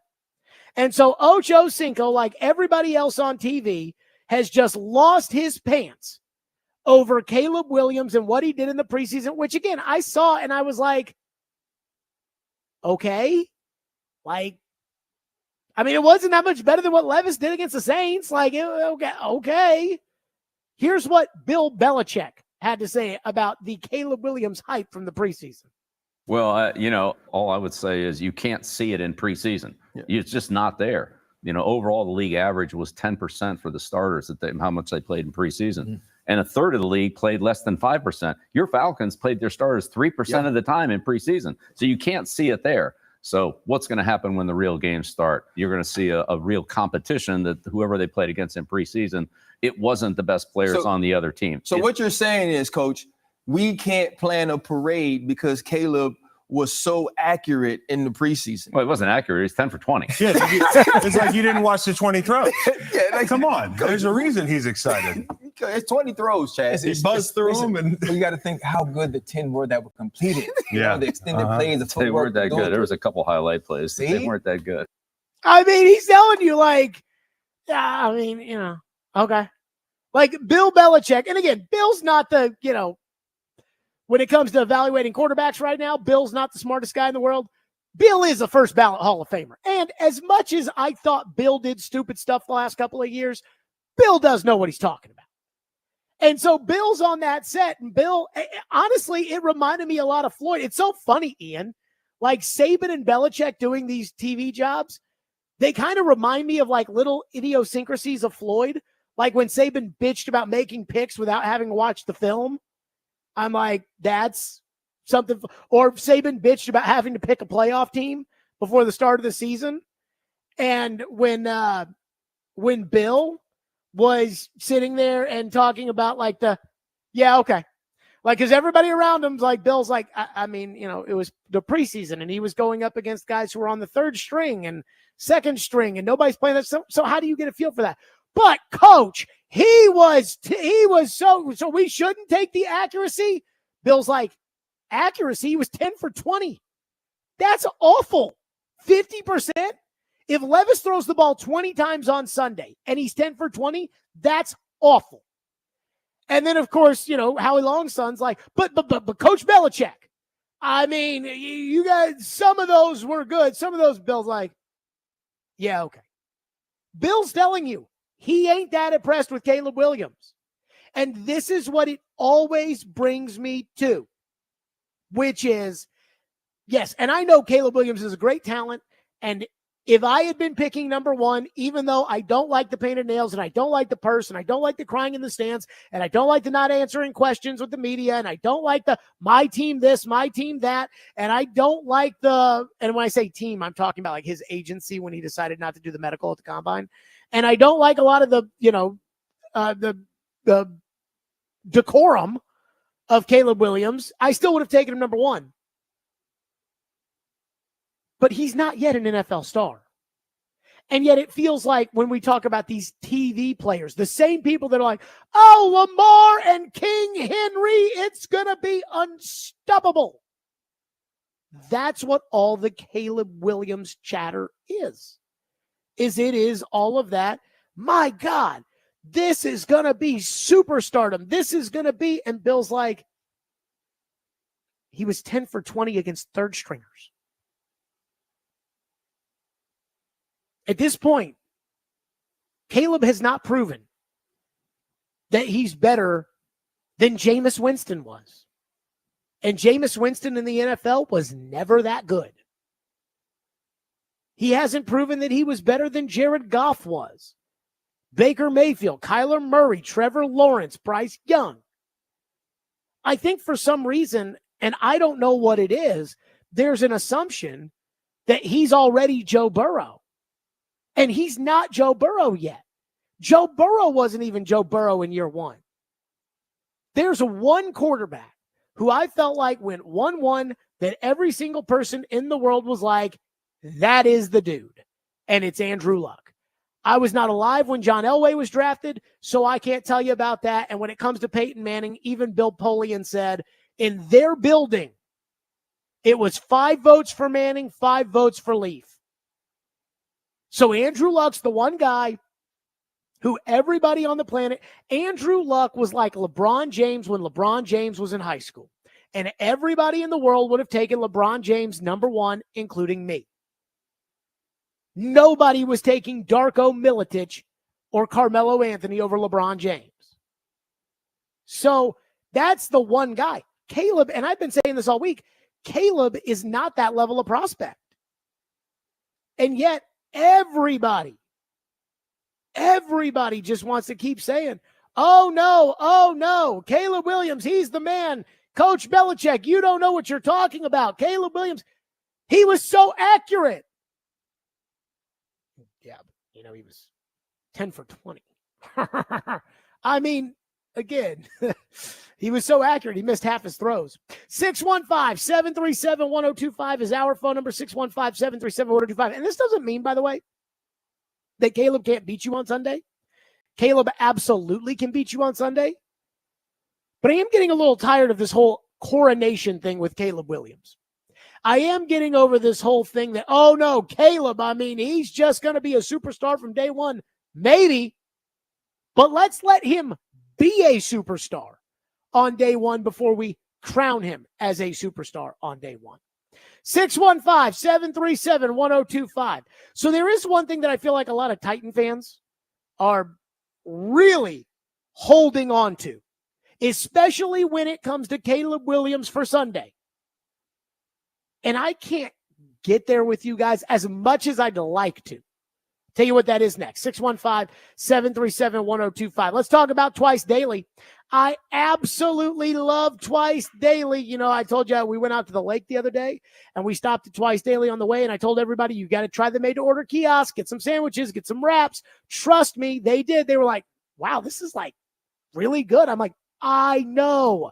That's why I love going to Twice Daily. I've got my Twice Daily app and I reward for free stuff all the time. And you should too. And at Twice Daily, they've got a burger built for you. Try their new classic jalapeno ranch or Titans burger. They're made to order so you can fix them the way you like them with your choice of cheese, veggies, and other tasty toppings. And if you're looking for a burger deal, Twice Daily's got that too. Get their $6 meal deal, including any made-to-order burger, potato wedges, and your choice of a 20-ounce Coke or Pepsi. There is no better way to get more meal for your money than Twice Daily. Twice Daily, what are you craving?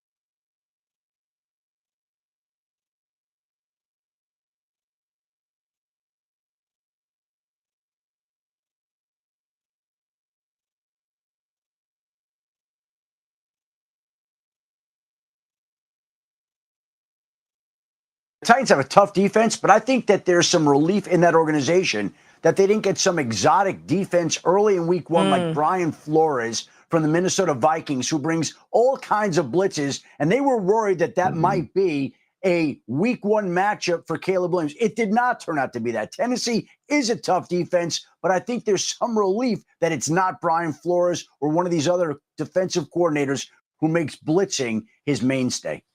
Woo! Titan fans are mad about that.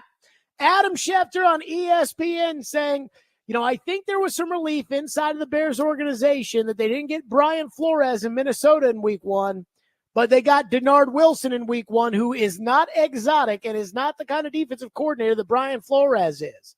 And Titans fans are pissed. And I'll just say this again. You can tell me whatever you want to tell me. You can tell me that Dennard Wilson comes from the Greg Williams tree, which is true. And I know that Greg Williams does nothing but blitz all the time. And I know this because I grew up with the Titans with Greg Williams as the coach. Jim Schwartz, same way. I mean, if you watch the Super Bowl video that the Titans and Rams game, Super Bowl 34, if you watch that early on, Dick Vermeil's sitting on the sidelines and he goes over to someone and goes, how many blitzes in that series? And the guy's like, 1, 2, 3, 4, 5, and then flips over a page on his little yellow pad, like flips over a page, like 7. It's like, of course they blitz all the time. But I can't get mad at Adam Schefter when I feel like Adam Schefter is just relaying what the Bears told him. And maybe the Bears don't respect Dennard Wilson enough. But I don't know what to make of my expectations for Dennard Wilson and the defense on Sunday. See, a lot of Titan fans are already wanting to bequeath Dennard Wilson as the next great defensive coordinator. But Dennard Wilson has never been a defensive coordinator. Now, that doesn't mean that Dennard Wilson can't be a good coordinator. He absolutely can be. But it's just like Caleb Williams. I'm kind of tired of all the coronation of the national media telling me how good Caleb is. Oh, my God. Caleb is so good. Caleb is going to be great. I think it was Albert Breer. And again, he's just relaying what people are telling him. But he said that when he asked a list of the top 5 quarterbacks in the league and the top 5 running backs or whatever, Albert Breer said that teams got back to him and said, by the end of the year, I might have Caleb Williams in the top 5 for quarterback. Okay. So you're telling me right now, better than Mahomes, better than Allen, better than Burrow, better than Stroud, better than Herbert, better than Lamar. Already? Come on. Maybe, but I doubt it. And again, the Titans could have hired me to be coach. And the Titan fans say, Jared Stillman, he grew up under Floyd Reese doing radio with him, and so he knows, because that's how you guys are. But everybody told me, has already said that Dennard Wilson's the greatest defensive coordinator. His blitzing, it's unstoppable. He's going to be aggressive, and that there's no downside of being aggressive, even though the Bears have great wide receivers. There's no bad side of that, so it should be fine. And he's never coached a game before. I would have a different feeling if the Titans had hired, say, Vic Fangio, like a veteran defensive coordinator who's got a track record that, hey, when Jim Schwartz takes over a defense, Jim Schwartz going to get in that ass. Dennard Wilson's never done it. And just to back up my point, why I think I should be cautious of getting too excited or having too strong of an expectation for what Dennard Wilson's going to do right away. And I'm a Dennard Wilson fan. When I listen to Dennard Wilson talk, I'm like, that sounds like a head coach right there. But one of the reasons why I'm cautioning myself on Dennard Wilson so much is because I remember what Jim Schwartz's first year as defensive coordinator was like. And it was awful. It was awful, that 2001 defense. And now we know Schwartz pretty good coordinator. But just like a lot of you are probably sick and tired of hearing everybody get on their knees and bow down to Caleb That's how I feel about this idea that I just have to bow down and say that Dennard Wilson is going to cook things up for Caleb that he's not ready for. And he's going to, if it was Dean Pease, a guy who'd been coaching for 95 years, Dick LeBeau, I would feel that way. But I don't. This is his first go at it, too. He's as much of a rookie on Sunday as Caleb. Well, Jared, he's not a rookie in the NFL. He wasn't a D coordinator last year, just like Caleb wasn't an NFL quarterback last year. 615-737-1025. Our phone lines are driven by WilsonCountyHyundai.com. One texter says, if you covered the players who are out tomorrow, no surprise for Awuzie or Adams. Awuzie is in. Where are we getting this Awuzie's out? The only two guys that are out are Otis Reese and Jamal Adams. And by the way, while we're on the Jamal Adams front. Otis. No, didn't he call him like O-Cheeks? I thought he called him Otis. But Chris Sanders with the all-timers. We'll know on Sunday on the pregame show what Chris Sanders is calling him when he's out. I mean, on the front of Jamal Adams, the Titans basically, I was talking to TD about this off the air yesterday, and we were at the Sounds game. And, in baseball, there's a lot of guys that used to be pretty good that are now 34, 32. And so instead of a team signing a guy to a one-year contract that's fully guaranteed, because all the contracts in baseball are guaranteed, what they do with these guys is they sign them to minor league contracts with invites to spring training. And it's like, all right, we're going to see you when you get here to spring training, and maybe you'll be our starting third baseman, but we're not going to pay you like you're going to be our starting third baseman. You've got to prove it. That's kind of how I feel when it comes to Jamal Adams. He signed a contract that is like a minor league contract with an invitation to big league spring training. But then they did trade Molden away, which I didn't like at the time because I'm like, well, don't you need a little depth at safety? And Adams is already out. Adams didn't play a preseason game. Adams practiced like 3 days. And Adams is already out for the game? What? I mean, I don't. Good thing they signed Diggs. And maybe they gave Adams that for Cockta contract, that minor league contract to convince Diggs to take less money. I don't know. But, goodness gracious. One texter into the text line says, I don't think anybody would have been excited about you being the coach, talking about me. Let me just say this. Titans fans will talk themselves into anything. This time last year, you guys thought they were going to go to New Orleans and win. I thought they were going to go to New Orleans and win. But you guys thought they were going to go to New Orleans and win because of Mike Vrabel. Now you think they're going to win because they don't have Mike Vrabel anymore. Bryce has been holding patiently and is up next on Caleb Williams. Thank you for calling. Thank you for waiting. Bryce, go ahead. Yeah, thank you for taking your time to get my call in. I was just going to touch a little bit on the Caleb Williams overhype situation. He comes in freshman year. He's at Oklahoma. And then, he follows Riley over to USC. He's playing Big 12 defenses and then Pac-12 defenses.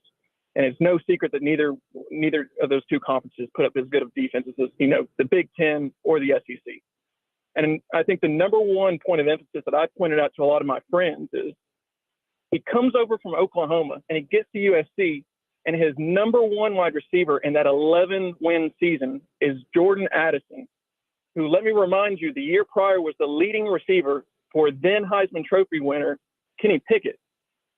And so now you look ahead and you go a year after Addison departs. He's in the league last year, has a great rookie year. Williams in USC goes 8-5, and Williams passes for 904 less yards than the previous season. And I think a big part of that is because he didn't have that dominant wide receiver. And as you know, in college, especially with those defenses that I was talking about, you can rely on your athleticism versus the athleticism from the guys on the other side of the ball to extend plays and get guys open and make plays. Now you look at him with the Bears, he doesn't have 5 stars in front of him as an offensive line. He doesn't have wide receiver. The Bears. Yeah, he does. Yeah, he does. He has good wide receivers. Now, would I say, are they dominant? I don't know if they are dominant. I think more is. I'm interested to hear your take on the whole situation. Okay, so I appreciate your call. I didn't want to cut you off while you were talking, but it was Bryce Young that won the Heisman, not Kenny Pickett. But I know what you mean. He was in New York for the Heisman Trophy. Got it. Jordan Addison that was when we really realized, like, man, the transfer portal, there's a bad side to this. And it's when Jordan Addison is like, hey, Pitt, thanks for everything. I'm going to USC for the money and the glory and everything else. I'm scared to death of their wide receivers. Scared to death. And the one I'm scared of is DJ Moore, because DJ Moore is a number one wide receiver. DJ Moore is, when we talk about number ones, Ridley might be your number one, or DeAndre might be your number one, but they're not number one receivers in the NFL. CeeDee Lamb is a number one receiver. Justin Jefferson, Jamar Chase, those guys are number one receivers. A.J. Brown and DJ Moore is in that group. And so he is so when you're sitting there saying, hey, Caleb wasn't that good when Caleb didn't have the receivers, well, Caleb's got the receivers. He's got DJ Moore, who's a legitimate bona fide number one. If DJ Moore were to hit the market, he is a $32 million a year player. He is better than Brandon Ayuk, who just signed for $30 million. So he's legit. Their number two is Keenan Allen. And Keenan Allen is basically their version of DeAndre Hopkins, because he's older, but he's reliable. He's been a number one receiver. He's got numbers that at some point we'll discuss for the Hall of Fame.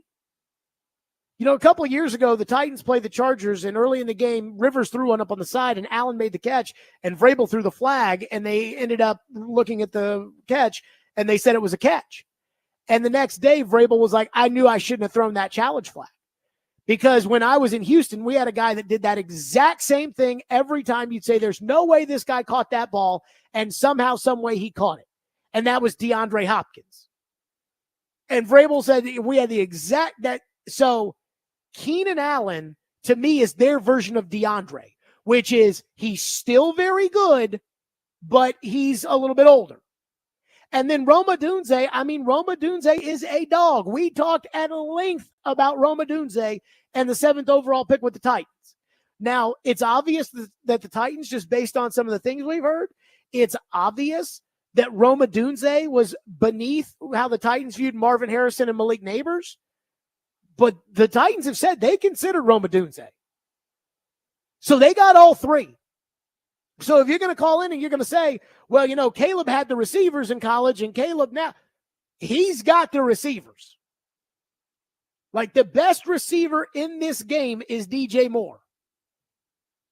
And I'm a little worried that the second best receiver is going to be Rome Odunze.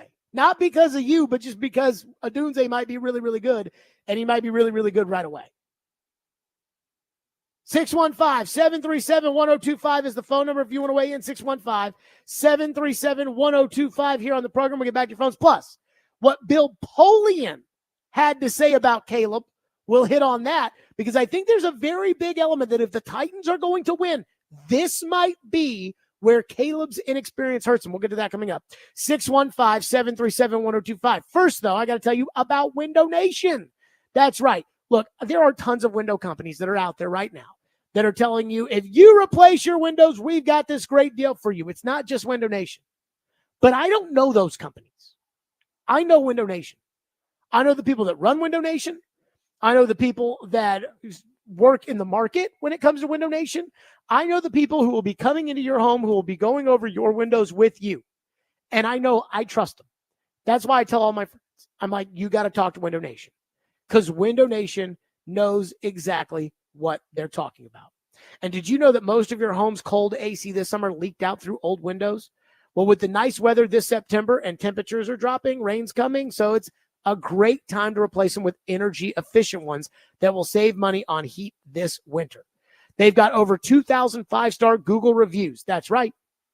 And for every 2 windows you'll buy with Window Nation, you'll get 2 free. Plus, 0 down, no interest, and no payments for 24 months. Buy 2 windows, get 2 windows free. Buy 4 windows, get 4 windows free. I don't know if you buy 500 windows, do you get 500 free? That I couldn't tell you. I guess. I don't know. But again, with Window Nation, they'll take great care of you. And again, 0 down, no payments, no interest for 24 months. So give them a call. Schedule a fast, no obligation in-home estimate right now at 866-90Nation or windownation.com. That's 866-90Nation, windownation.com.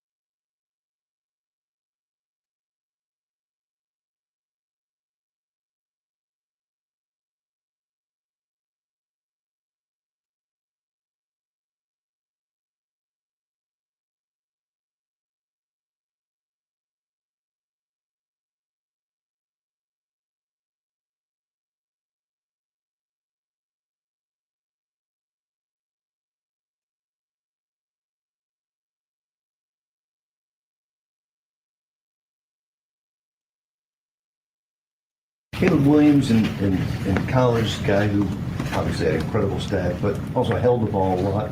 Is that something you guys can use to your advantage, or is he just so good at getting away from defenders that's why that number is a little bit high? Well, I mean, obviously he's a good quarterback. You know, I've been following this young man since he was in high school. He went to one of my rival high schools in Gonzaga, so I've seen the progression from him when he left there to go to USC. He's a dynamic quarterback. You know, you see him, he can make all the throws. He does have an outstanding ability to escape in the pocket. You know, it's our job, just like any other quarterback that we play. We got to keep the quarterback in the pocket and make him earn it as a drop back passer. So, you know, we're focusing on the details, on how we rushing, maintaining our lane integrity, and we'll see what happens when we come out there. That's right, Dennard Wilson. Lane integrity, which is probably one of the reasons why Rashad Weaver's not here anymore. Did I say that? I guess I did. But we shall see when it comes to Caleb Williams on Sunday. You know, I do wonder if Titan fans, and I know that, you know, we didn't talk a lot about Caleb Williams or this quarterback class this year because the Titans weren't looking for a quarterback. All the other teams that were looking for quarterbacks probably talked about it, but we didn't really think about it much other than, what would you trade if Minnesota desperately wanted J.J. McCarthy? but I do wonder if we're kind of also excited to see if Caleb Williams is worth the hype on Sunday. So Bill Polian was on SiriusXM NFL Radio, and he was asked about what to expect from Caleb Williams. Hall of Fame executive Bill Polian, here's what he said. Caleb Williams has the chance to be a transcendent talent, the chance to be. But he has to learn and he has to grow. He comes out of a college system where he was the whole show and was allowed to do some things that he won't get away with in the National Football League. He never learned to play complementary football at USC because that's not the way they played. Apparently that's changed to some degree this year, but that's not the way they played when he was there. And as a result, there was too much placed on his plate. And when last year, for example, against Notre Dame and Utah both, but principally against Notre Dame, when he ran up against a defense that was an NFL-style defense with lots of NFL quality players, he didn't have any answers, and the coaching staff didn't have any answers. Bill Polian's telling you what worries him about Caleb Williams.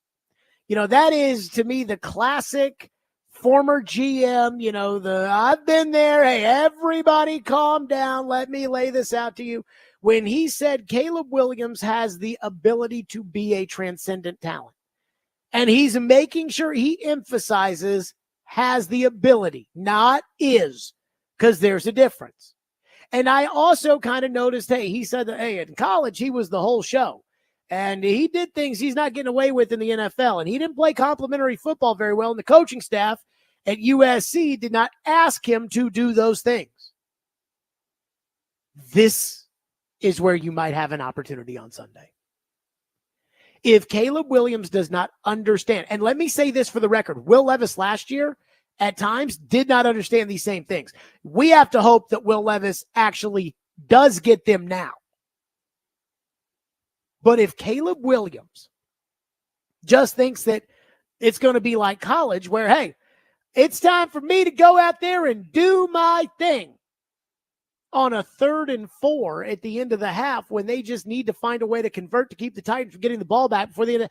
If that's what happens, that's your opportunity. Because no matter how much those guys say they don't care about their stats, no matter how much those guys act like they're not worried about highlights, when you've grown up your entire time, it's like, all right, Caleb, go do your thing, son. That's what he's been told to go do. And quarterbacking in the NFL is so much more than that. And that might be the opening for the Titans on Sunday, is wanting Caleb to be Caleb instead of Caleb wanting to win the game. And they're two totally different things. And of course he wants to win, but it's this idea of the only way I know how to win is to do it the Caleb way. And not, hey, right now, I know I can run around and try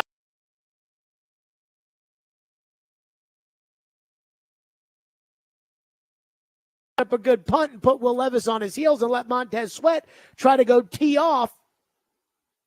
And veteran quarterbacks get that. That's why you always see these coaches that come in and they're like, well, I can play Justin Fields as a rookie or I can play Andy Dalton. I'll play Andy Dalton. Because those guys get it. You ask Tannehill. I mean, Ryan Tannehill last year in the season finale against Jacksonville was throwing YOLO balls because Tannehill knew that he was gone anyways, that there was not, he knew it was meaningless. So he was like, I'm going to go do my thing. That's not how he played as the quarterback throughout the duration of his tenure as Titans quarterback. That's not how he played because he knows that's not really beneficial. But in a game that it doesn't matter, whatever, I'll wing it.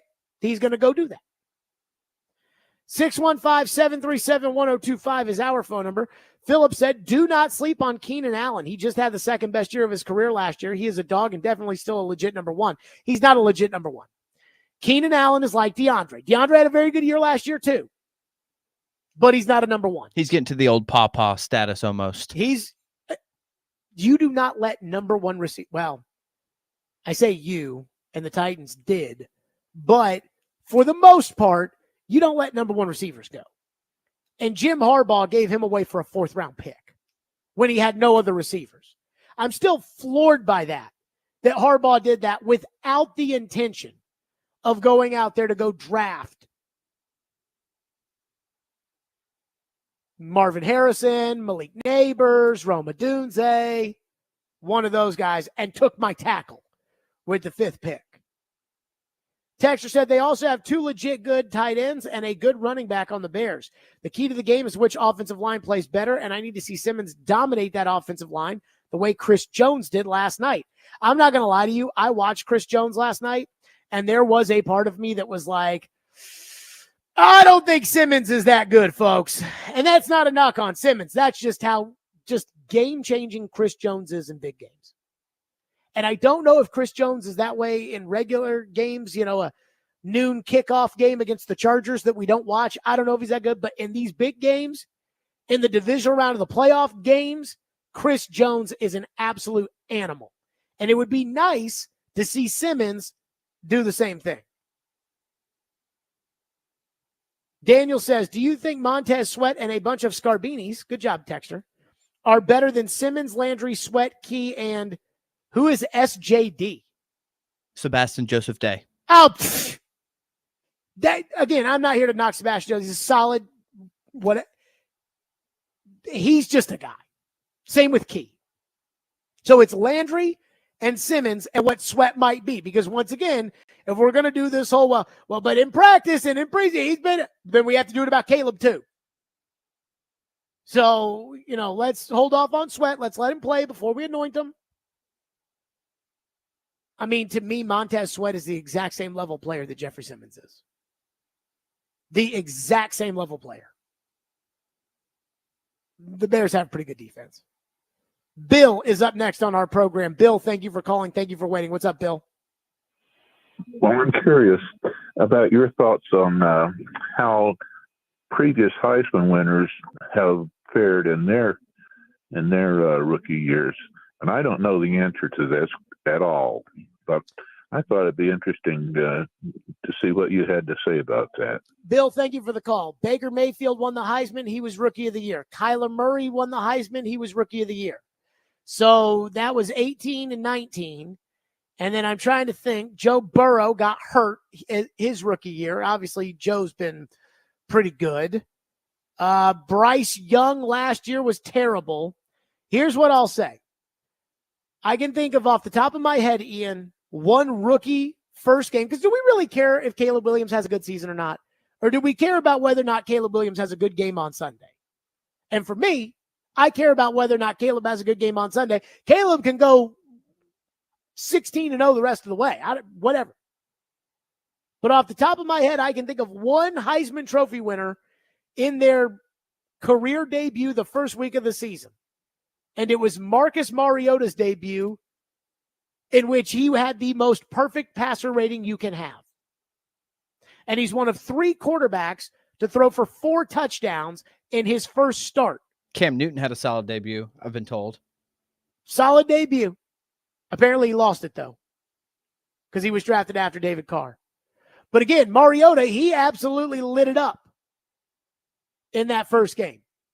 So, I mean, I saw that first game and I was like, oh my God, what if they have the next Aaron Rodgers or Tom Brady? Didn't work out that way. 615-737-1025. I was stunned by something I swear I thought I'd never see, and it happened yesterday. We're to that next. Stillman and Company, 102.5, 106.3 The Game.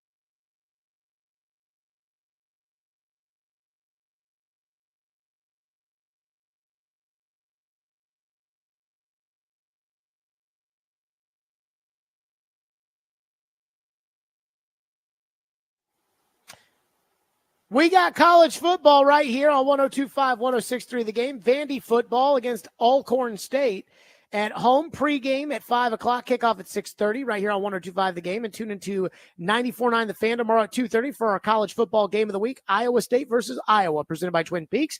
Take your tailgate to Twin Peaks, home of 29-degree drafts and wall-to-wall sports. So there was something that happened yesterday. I think, Ian, I think we have to address this. Okay. I never thought this would happen in my entire life, ever. Bill Belichick has joined Instagram. And by joining Instagram, Bill Belichick, to basically make sure everybody knew it was his Instagram, posted this hostage video to go along with it. Hello, everyone. Surprised to see me here? Well, I am too. Over the past few months and not being with a team, I haven't had the opportunity to express my thoughts at a moment's notice. So now I'm changing that.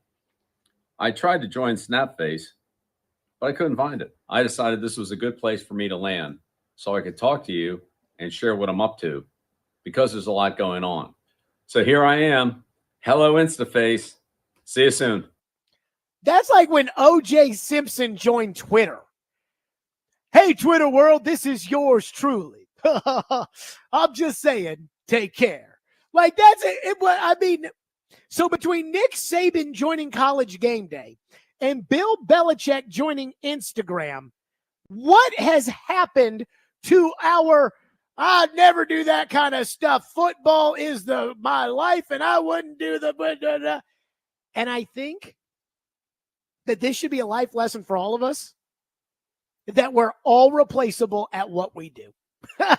Because I can tell you right now, if you sat down with Nick Saban and Bill Belichick 5 years ago, and you said, gentlemen, 5 years from now, Nick, you will be sitting next to Pat McAfee on College Game Day, making predictions about games that will happen in 5 months. He'd have ripped your ass right then and there, got up and walked away. And if you had told Bill Belichick he'd be on Instagram or television instead of coaching, he would have mumbled something under his breath and walked away. And I got to say, Belichick joining Instagram, not Twitter, where Belichick can put out his thoughts, and then Instagram. That's for young people. Now, again, he's dating a 24-year-old, so he's probably around Instagram a lot. But that's for young people. Young-ish. You know, it's not Snapchat. It's not TikTok. It's not these ones that even I don't screw with. Belichick on Instagram. Let me say this. That was one of the moments, and there have been about 1 million over the last 3 years, but that was one of the moments where I'm like, oh my God, I wish Floyd was still alive. I wish Floyd was alive so I could show him on my phone, because he would never have gotten Instagram to say, hey, look, even Bill is on Instagram right now. And I say that, and I don't know, maybe it tickles me differently than everybody else, simply because when Floyd was on the radio, I could tell that it embarrassed him to be talking to his football guys. Again, you know, he and Bill got their starts together in the NFL. It isn't like he was cleaning out ashtrays for Bill Belichick, hoping to one day be the defensive coordinator. You know, they were in their 20s together. They were out drinking together and partying and all that kind of stuff.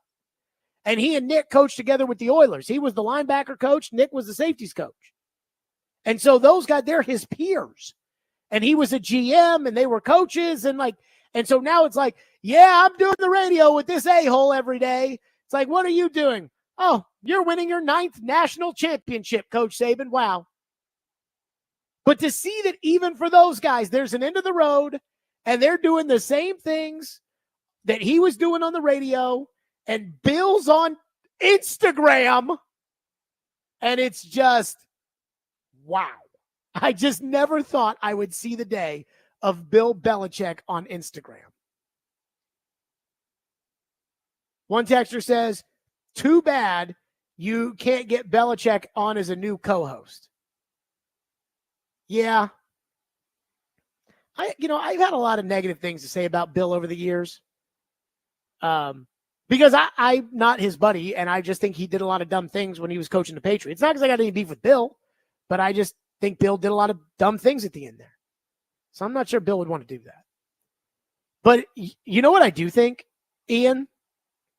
What's that? I think if Floyd was still alive, I think we'd be getting Belichick and Saban on the show a lot. Yeah. I mean, they got nothing else to do. Yeah, might as well. Come on the show. Chat it up with Floyd. Be a media member. That's what you guys do. I just stay out of it. I'll never forget. Sally told me one time that with Floyd, it was like kind of honestly maybe one of the first times I ever really hung out with Sally when we were doing the show together. And Sally told me that Floyd's problem with the radio sometimes was just like in his mind, he was still a GM. And I see some of that with Saban and Bill when they're having to do media stuff and thinking like, oh. Chad Withrow from Outkick joins us next on the program. 615-737-1025. Let's talk Fireball Whiskey. Fireball Whiskey goes down so smooth and it tastes so great. And there is no better way to kick off your weekend, to kick off the start of the football season, to ignite the night, to do any of this other than enjoying ice cold Fireball cinnamon whiskey. It goes down so smooth and it tastes so great. Again, there is no better time. It is the best. So ignite the night. Please do it responsibly and be 21 years or older to enjoy. That's Fireball Cinnamon Whiskey.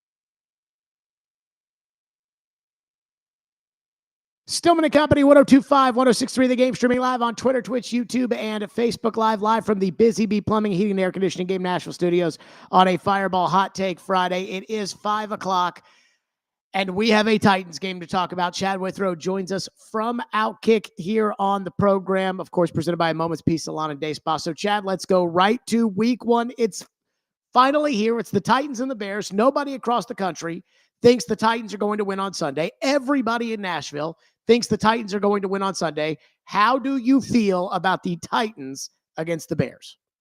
Jared, I thought we were going to talk about backup quarterback rankings and where Mason Rudolph should rank. No, Joe has said we're not allowed to talk about that anymore. He got the last word, and that's it.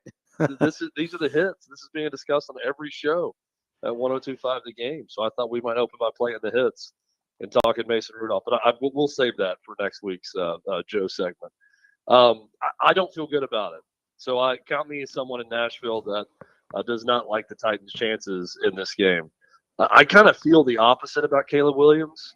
I think that he is a guy that once other NFL teams get more film on him, I think he's going to actually get worse as the season goes on. I think he's going to be the rare case where a rookie quarterback, number 1 overall pick, actually looks better in week 1 than he does as he goes along.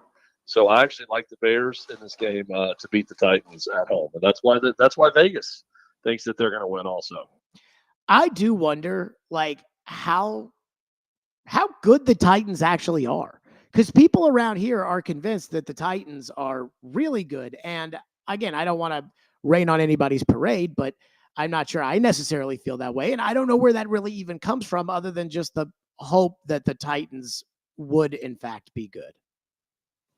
Yeah, I don't really understand it either. I do think they got better as a roster this offseason. Now, Calvin Ridley is going to have to really step up, especially if DeAndre Hopkins is not playing in this game, as Taylor Lewan reported.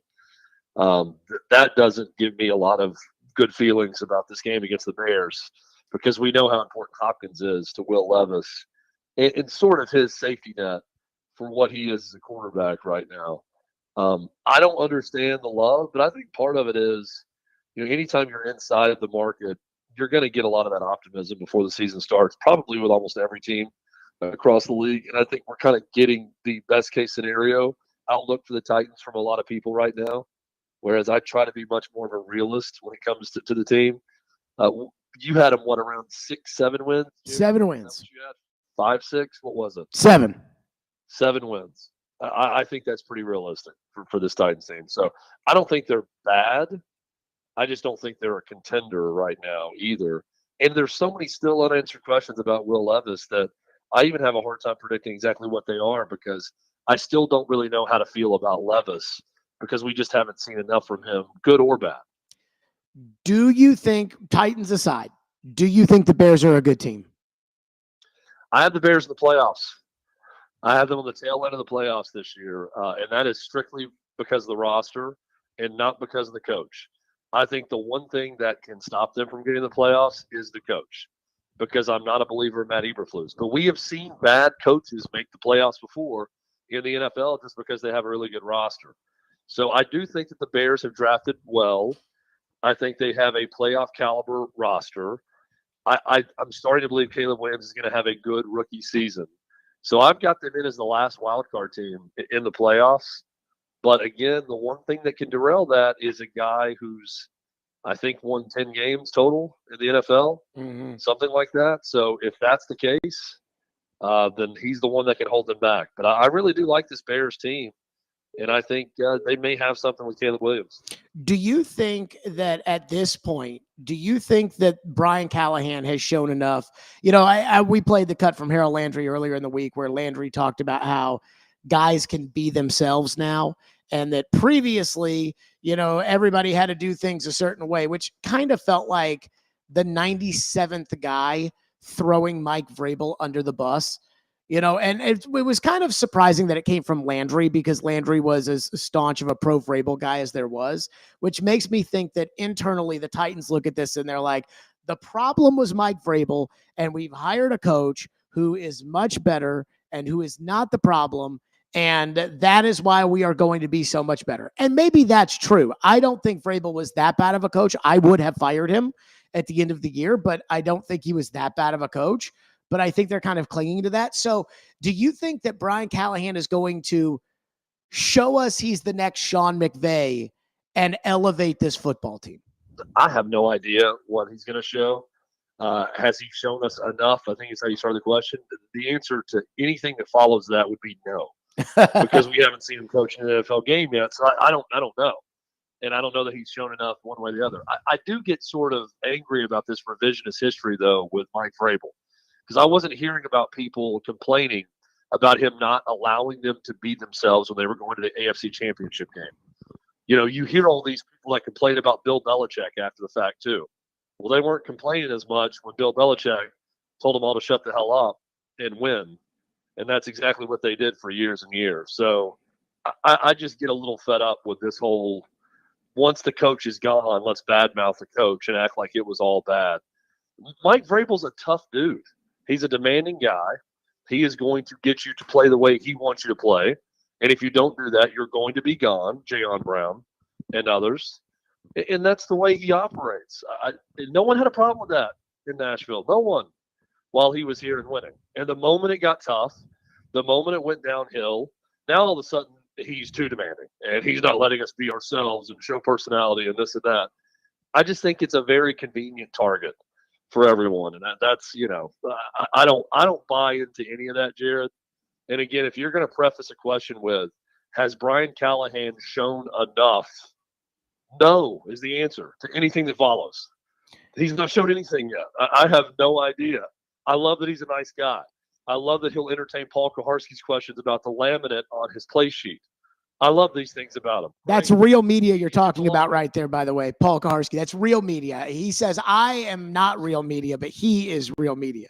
That was right up there with Paul, which Hutton and I gave him so much crap about when he asked Marcus Mariota how he took his eggs.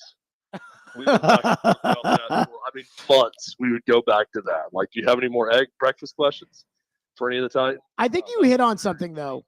I think you hit on something that you and I don't believe in. That I do think that I think most fans don't believe this, but I think like the loudest fans on Twitter believe this, which is I don't think all Titan fans believe that Mike Vrabel was a bad coach. I don't think Mike Vrabel was a bad coach, and I wanted to fire Mike Vrabel. And Mike Vrabel hates me. And I still don't care about that. I still think he was a good coach when he was here. And it was time to move on. And maybe this guy's different. This guy is what you do in college football, where you have a hard-ass coach, and so you hire a nice guy coach. You know, that's just how it is. But this idea that Vrabel was the problem, the root of every issue, I think it's just such a convenient narrative today. And the same people that are believing it are not the same people that this time last year would go into these games saying, well, we have Mike Vrabel and that's why our team's going to win. Well, anytime the same people that are saying that would be the same people also talking about this is a Mike Vrabel game. Remember that game against the Texans where they didn't have anyone on the roster? I think Blaine Gabbert was the starting quarterback and they won. And they had their backs up against the wall at other times. They go to LA and beat the Rams with all the injury problems. And people say, well, this is a Mike Vrabel game. And now suddenly Mike Vrabel can't coach. Give me a break. Mike Vrabel's a good coach. Mike Vrabel's likely going to get hired somewhere next year. And he might go on to have more success. And what Titans fans don't want to admit to themselves is that what they fear more than anything else is that Mike Vrabel goes somewhere else, especially in the AFC, and dominates. Or gets that team to another conference championship game. Or does some of the things he did for a large part of his time in Nashville with another team. But they don't want that. So it's very convenient for them to badmouth Mike Vrabel and blame him as sort of this boogeyman for everything that went wrong with the Titans. And I just don't buy it. I think with Callahan, it's great to be friendly with the media, to be open, to show a personality. He's done those things. Again, I joke about Paul's questions, but Mike Vrabel probably wouldn't have entertained those questions or been as friendly about them the way Brian Callahan was. That buys you a little more time. I think that's all that it does. It's going to buy you more grace with talk shows like yours. It's going to buy you more grace with columnists and other people in town. But ultimately, it comes down to wins and losses. And everyone knows that gets into this game. But I do think that it does buy you a little bit with the media when you're that friendly and nice of a guy. With Vrabel, you can be a jerk. You can be short with people. You can do all the things that he did when you're winning. The moment it went south, that's when people really started piling on Vrabel. And I get that. If you're going to be a jerk to everyone, you're not going to get the benefit of the doubt.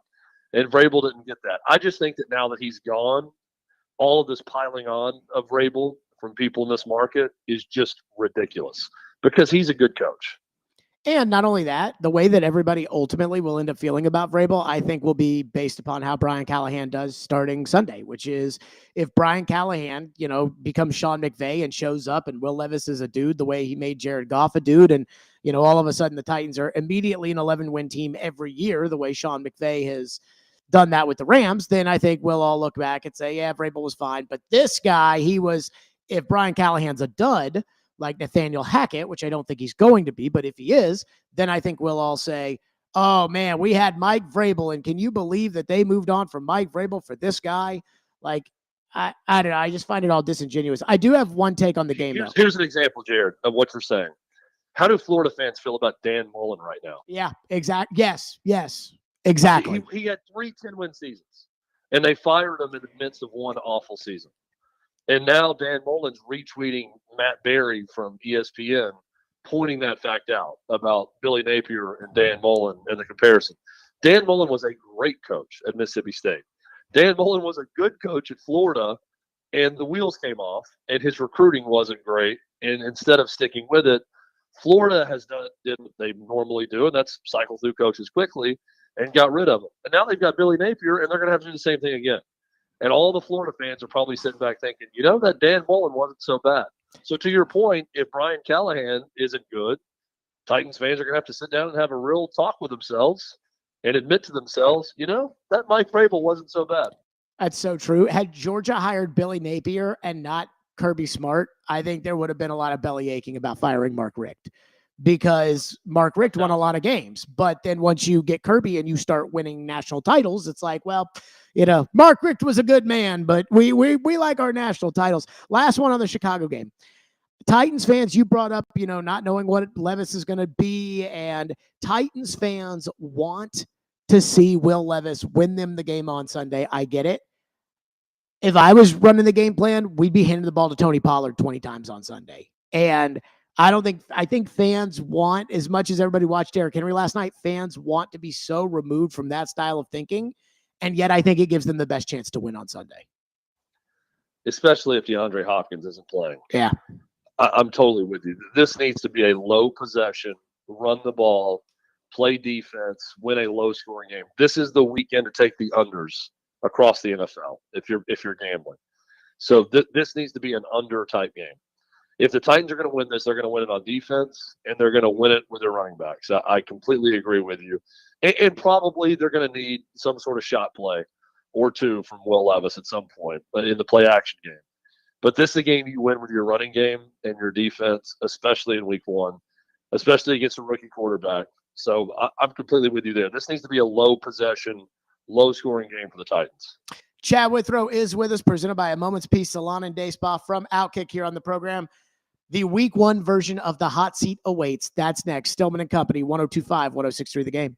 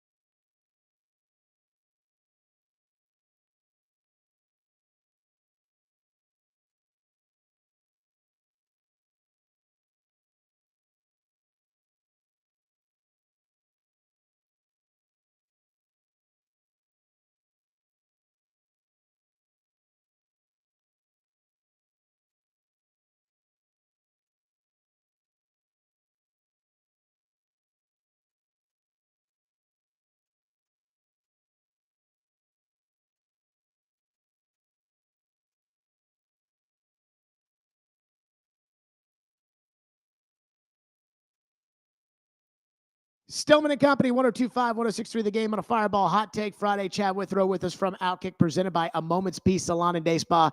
Chad, it is time for the hot seat. Are you ready to enter? I was born ready. Number one, do you buy Taylor Lewan's report that DeAndre Hopkins is out for Sunday's game? 2, where do you think Taylor is getting it from? And 3, what do you make of the fact that TD came on the show well after Lewan had reported that, but right after exiting the Titans locker room and talking to DeAndre, and DeAndre told TD he was going to try to give it a go on Sunday? I totally buy the Lewan report.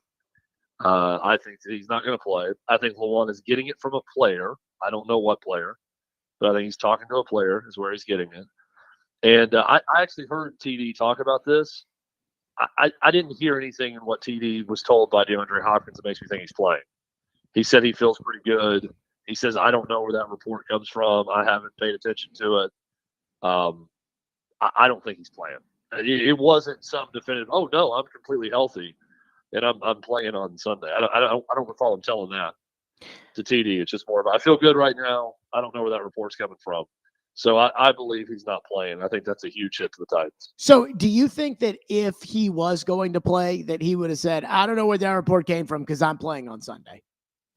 Yeah, I do. I think if it was just completely not, he knew he was going to play, he would tell TD that he's playing. I don't know why you would avoid that.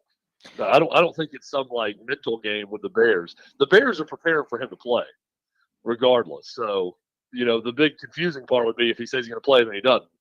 But no, I think he would have told him. Number 2, Taylor Lewan in his same report said Jamal Adams is not going to play for the Titans on Sunday. How is Jamal Adams already hurt? I mean, is he going to play a game this year? I mean, he practiced like 3 days. Every week. I mean, that's about whether or not he's going to play. He practiced like 3 days and he didn't even practice that hard. I don't understand.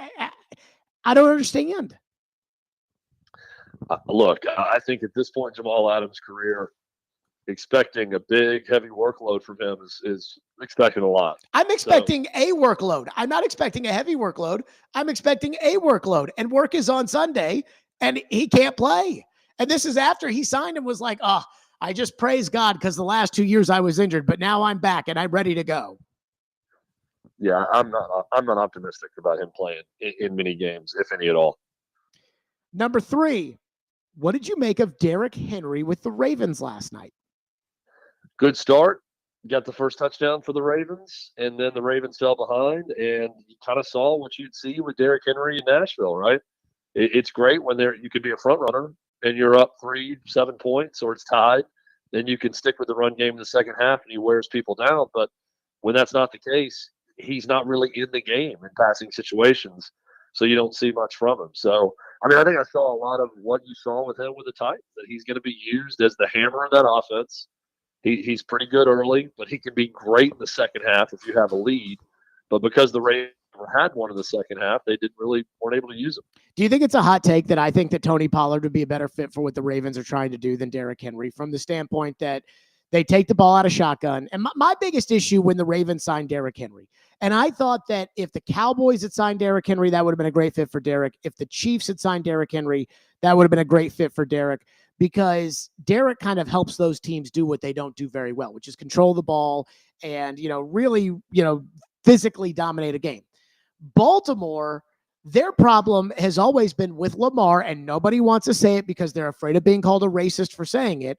But the problem with Lamar is that he cannot throw that team back into games. And so when they get down, and you'll get down in the AFC playoffs because you're going to be playing Mahomes or Allen or Burrow or Stroud or Rodgers or Herbert, the problem is that Lamar can't bring them back. And I think Derrick is kind of the same, where, look, they'll beat the crap out of New England because they'll run the football for 9 yards a carry, and they'll run it with the 2 guys, and that'll be that. But again, their biggest problem is that Lamar cannot bring you back in the fourth quarter of a game. Yesterday, misses a wide open Zay Flowers, and Derrick doesn't help Lamar with that. Yeah, I understand your argument with that, and I can see where they need someone that's more able in the passing game to help out Lamar Jackson. I mean, look, I think there weren't a lot of options for Derrick Henry. The Ravens don't rank at the top of the teams that I would pick for him. And I think you named some that would have been better. I'd throw even Buffalo in there to an extent, where I thought that he would be a good fit. And I don't really know what Buffalo is going into the season. They're kind of a mystery to me. But I really thought that would be a good fit for him also. I just think that if the Ravens can win with defense and can win with Lamar Jackson being Lamar Jackson and what he is, and they can be ahead of a team, he's going to be a great, useful weapon in the second half. But, I mean, you're right in that when you're having to play catch up or you're behind and you've got to, quote unquote, pass your team back into the game, then he's not going to be a part of the game plan. And that's what we saw last night. Number 4, what do you think about the NFL's game in Brazil and about the fact that it is only streaming on Peacock? You know what I would love about this game, what I would love to see this game happen? Lambeau Field. I don't care to watch a game overseas. I just don't. Me, the football fan, Chad Withrow, lifelong NFL fan, I'd rather watch games on television that take place in NFL stadiums, in NFL markets, home or away. I don't want to watch the games overseas. This does not excite me at all to watch a game tonight from Brazil. It does not excite me at all to watch a game on Peacock either. But I understand that at the end of every single conversation, the NFL is always going to default to what makes us the most money. So I've stopped complaining and griping about this stuff because it is all about greed with the NFL. This is a money play. Brazil has a ton of American football fans. They are trying to grow their sport internationally. It doesn't matter what me, the fan, thinks because they just keep printing money. So I don't want to go to Peacock to watch a playoff game either, like we had to a year ago.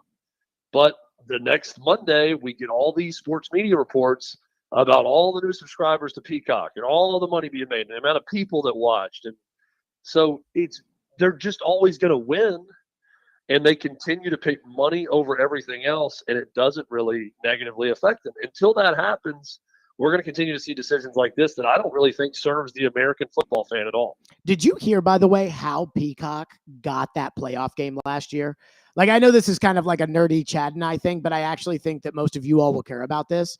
So I read a story, I forget where I read it, but that Comcast, which is, I think, the second largest cable provider in America, Comcast and their deal with the NFL Network, this was last year, 2023, their subscription deal was up in like May. And who is running to go watch the NFL Network between the months of May and August when they start putting preseason games on there? Anybody? No one. You know, the NFL Network has the Combine. The NFL Network has a couple of games every year. The NFL Network has the preseason games. They have the training camp stuff, but nobody cares in June what's going on NFL Network. So Comcast basically leveraged the carrying of the NFL Network over the summer last year into giving Peacock a playoff game. Now, they had to pay for it, but giving Peacock a playoff game so that they could up the subscribers, because that whatever it is, $4 a month that I guess I pay for, you pay for, all of us with cable pay for NFL Network. If you have Comcast, the NFL would have lost that, and that would have been like billions of dollars over a 3-month period that nobody would have watched that channel. Yeah, and it's, again, another example, all that back and forth and how Peacock got it, of they just make decisions based on what's going to make them the most money. That is true. Then when it happens, like, we complain about it for a week, but you know what we do after that? We go back to subscribing to Peacock and watching the games because that's where you have to see it. I noticed last night, too, they were doing a lot of cross-promotion on the NBC game because it was also on Peacock, of Peacock shows throughout. And I'm thinking, this whole cross-promotion thing makes me think we're going to see even more on Peacock and other streamers coming soon. But it's all about the money.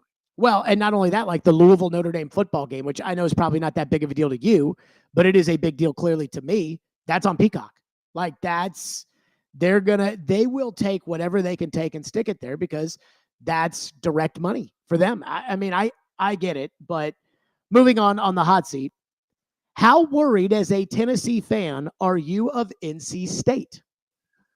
I'm not really that worried about NC State, which makes me a little worried. It's one of those, it's like a fan, you go into a game and you think, man, I'm not really that concerned, but should I be? I was shocked when I saw the initial line was 5.5 points.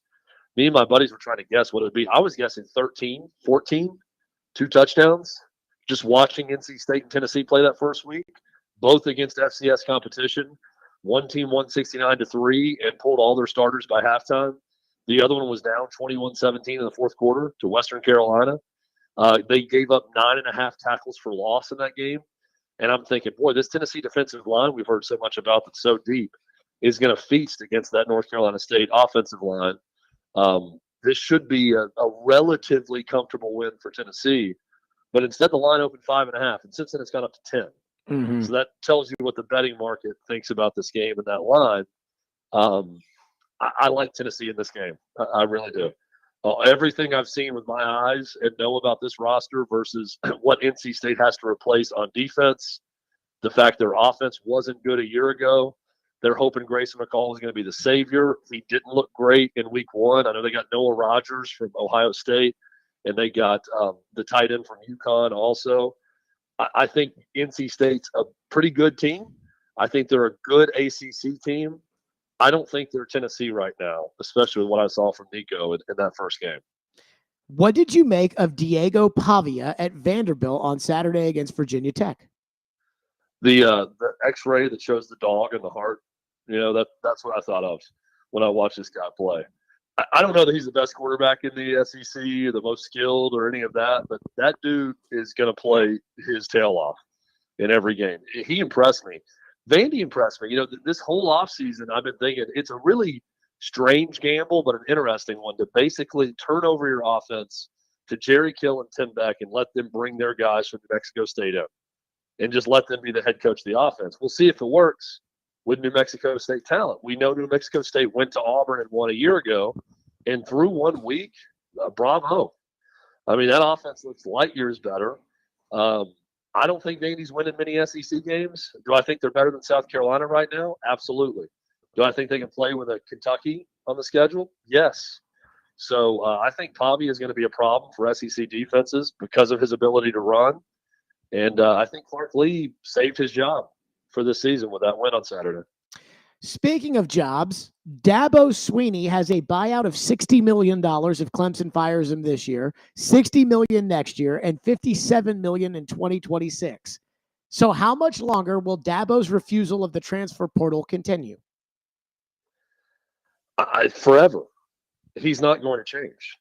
I just think the only way he's changing is if he gets fired, leaves the sport for a year, emerges somewhere else, and decides, hey, at this job, unlike Clemson, I'm going to need to embrace the transfer portal. Then he's going to be different. I think he's completely dug in.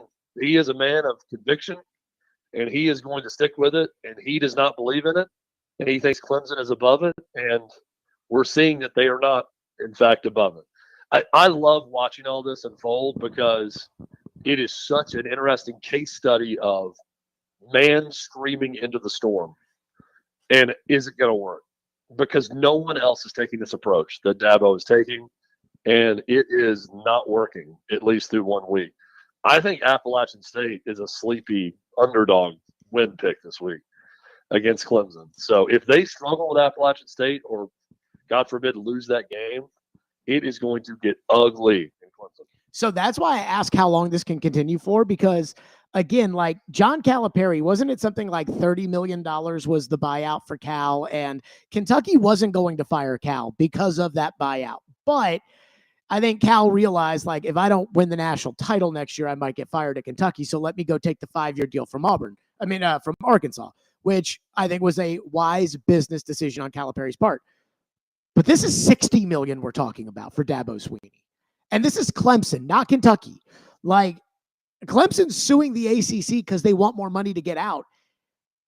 I mean, they may be stuck with Dabo and just this, I'm not going to do it. I don't want to do it. I'm not going to do it. I'm not going to. I don't see any exit strategy here for Clemson. Well, the only exit strategy is to exit from your current expectations. If you're with Dabo Swinney, I mean, they're going back to the Tommy Bowden era, 7-5, 8-4. is now going to be the expectation. They're no longer a powerhouse. They are a fringe top 25 program every year. And that's what Clemson's been for a long time.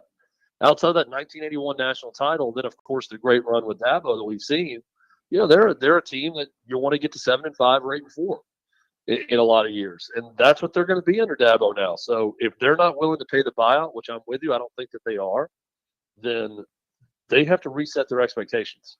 Two more on the hot. What they are as a program. Two more on the hot seat. Chad Withrow with us. How interested are you in Nebraska versus Colorado? Very interested. Dylan Raiola looked really good. He does look like a mini Patrick Mahomes out there. The number, the style of play, the different arm slots he throws from. Haircut. I know they trained together in the offseason. I was very impressed with him. I really think Nebraska's got a chance. I think it's 7-0 they could be going to Columbus, Ohio in October. Their schedule, if they win this game, they're a 7-point favorite against Colorado. And their schedule really opens up. The toughest game they have is like Illinois up until they go to Ohio State later in the year. So Nebraska, who has not been to a bowl game, keep in mind, since the end of the 2016 season, which is crazy to think about that program. They were in the Music City Bowl against Tennessee that year. They have not been back to a bowl game since. Could be 7-0 if they win this game. So I'm interested in that. I think Matt Rule's a really good coach. And I think Deion Sanders, this is a huge opportunity for him to get some more of that early season buzz if they can go into Lincoln and win. I don't think it's going to happen. I think Nebraska wins this game, but I'm fascinated to watch it. Last one for you, Chad Withrow. Are you ready to walk back your take from last week's hot seat when you said that you didn't think Billy Napier would get fired this year? Yeah, I'm ready to walk back that performance on Saturday. I was picking Florida to win. I was very confident that everything I read and heard about Florida this offseason, they're better than people think. I thought Miami with the new guys weren't going to be that good early on. It's going to be a swamp. It's going to be rowdy. It's going to be hot and humid and all those things. And Florida fell on their face.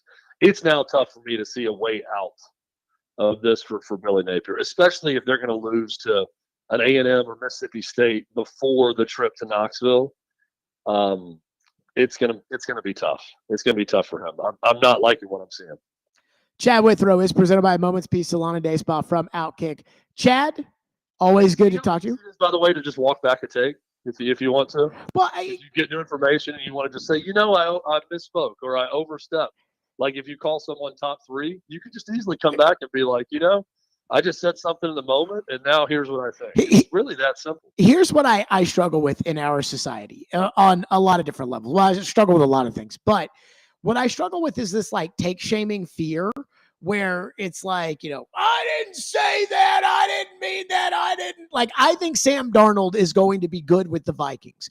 If Sam Darnold sucks with the Vikings, then I will raise my hand and say, I thought Sam Darnold would be good and Sam Darnold stinks.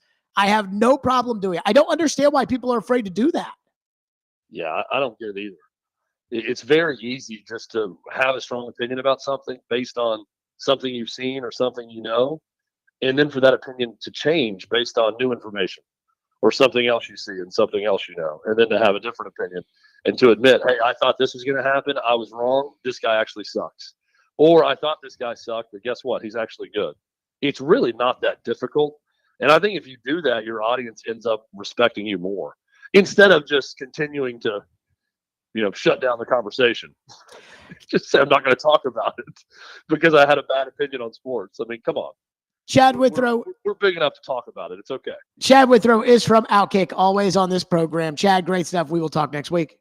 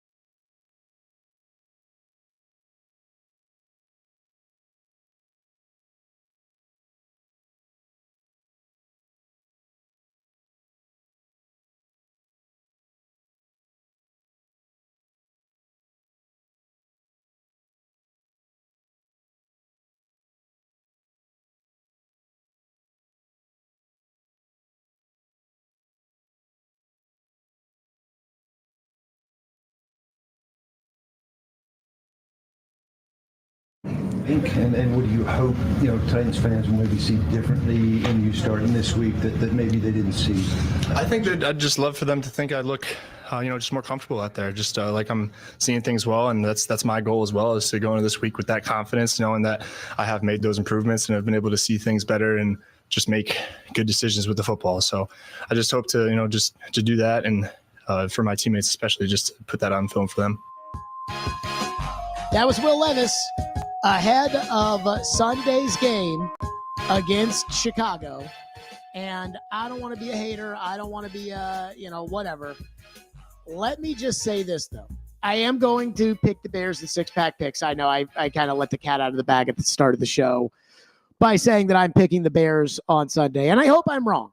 And it's like Chad said there at the end of the discussion with him when Chad was like, hey, you can be wrong. It's okay to be wrong with a sports opinion. I know people think that it never happens, that nobody's ever wrong, and that everybody, look, we've been wrong all the time. Last year, I thought the Titans were going to go on the road to New Orleans. I thought they were going to beat the crap out of New Orleans. I thought they were going to win 10 or 11 games. I thought all of those things. So it's okay to be wrong. But I am with a lot of you in the idea that I will be sitting down on Sunday with the expectation of watching to see what Will Levis is. I want to see, is Will Levis the man? Is Will Levis not the guy? Is Will Levis? That's what I want to see. Because as a fan, I think we have this anxiety or hope, whichever one you want to say, of either, oh my God, I think we might have our guy, or, oh God, if this guy doesn't do it, he's not the guy. And then where do you go from here? And that's great.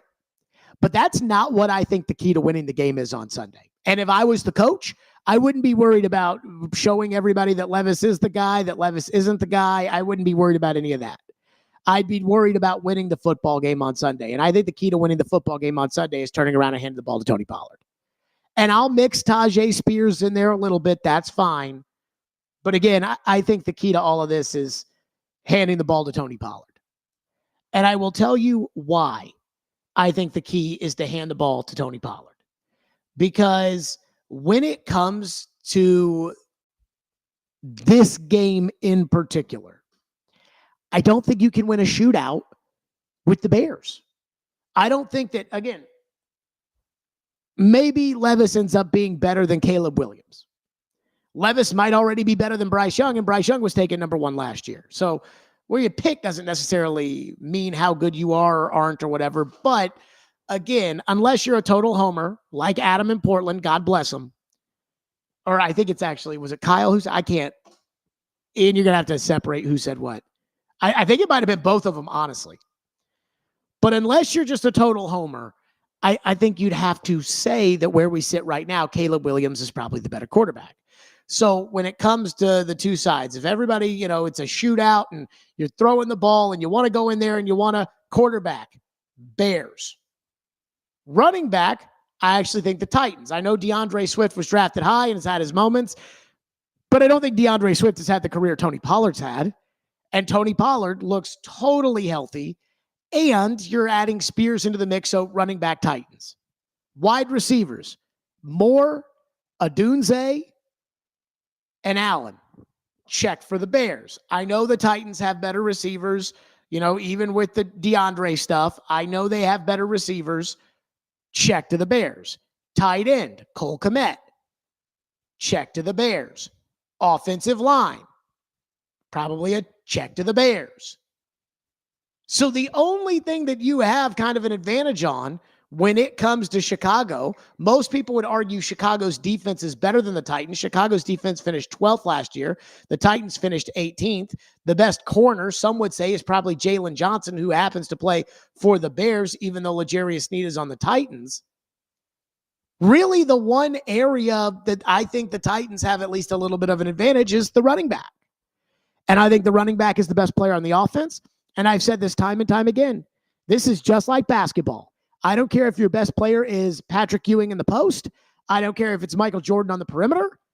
Get him the ball. And so in this case with Pollard, I think Pollard's the best player.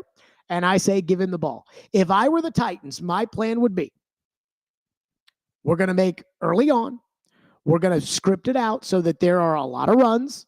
but a lot of easy completions for Levis, kind of like the New Orleans game, where he had a nice little dump off on a 3rd and short to the tight end, and he threw the ball to the tight end, coming out of the backfield, and they threw some screens and, threw the ball to the short completions. We're not going to try to air it out. I do like the idea of pushing the ball down the field if you have to, outside the numbers, especially to Boyd, but we're going to have some easy completions early, and we're going to run the ball.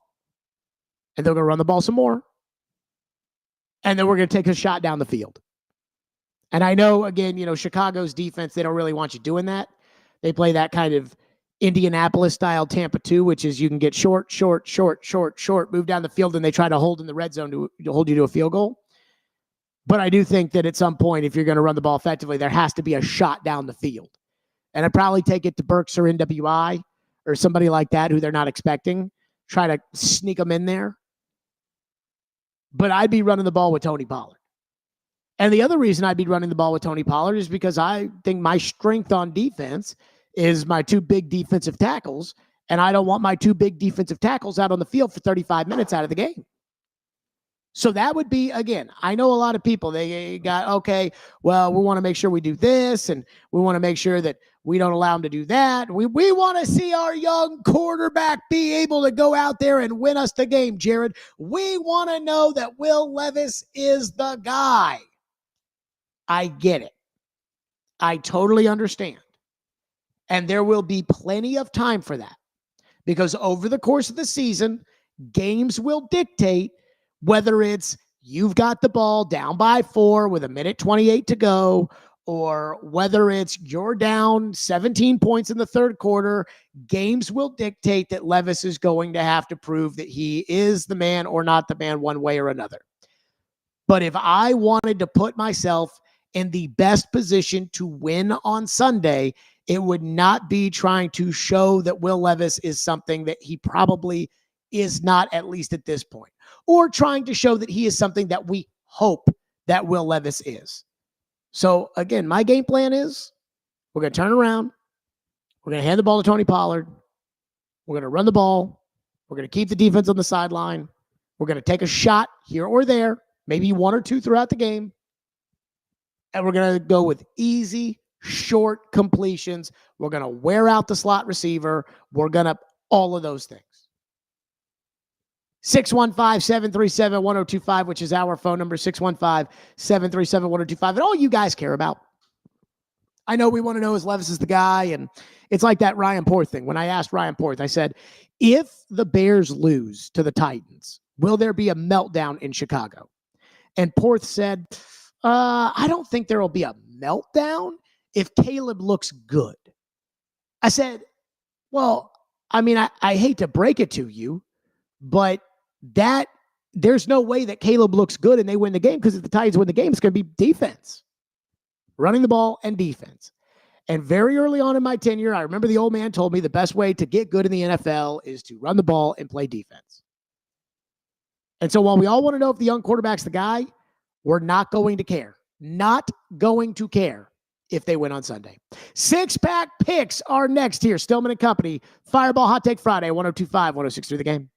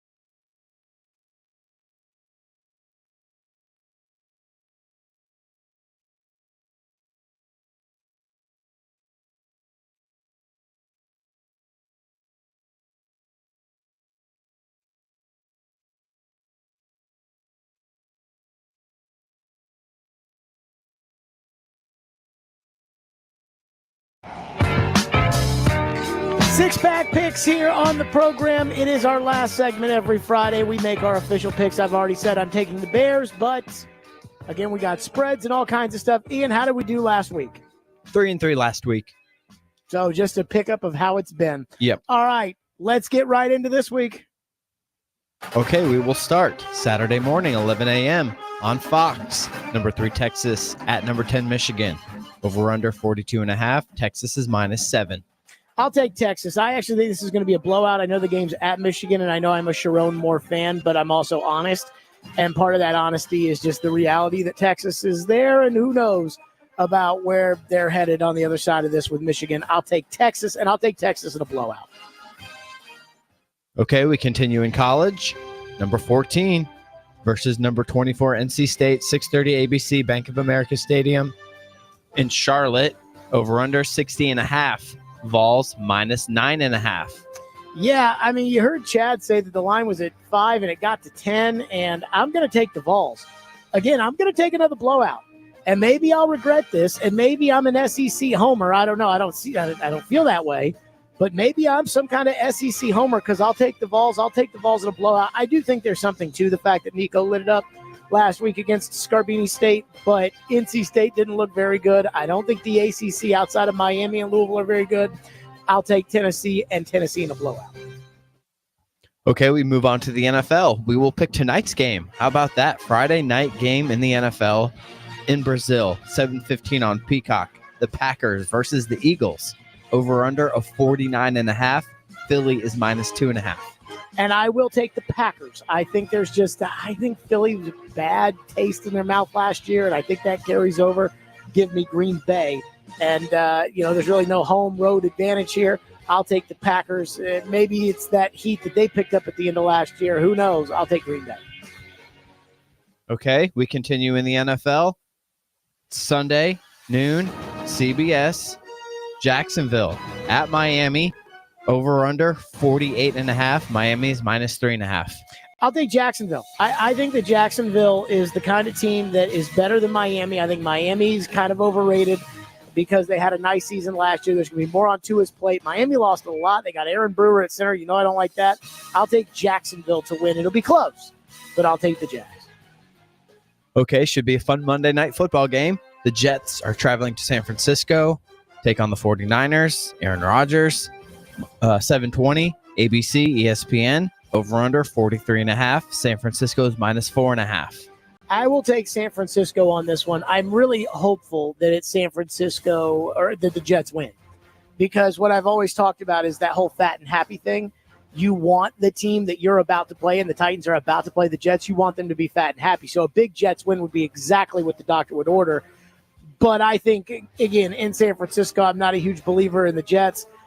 Even though San Francisco's had their offseason issues with Trent Williams and Brandon Ayuk and then the tragic thing with Ricky Pearsall, I still think that this is probably going to be a blowout. But blowout's a stretch. But it'll be a comfortable San Francisco win. I will take the 49ers to win against the Jets. And then let's, again, hope, that it's not too bad.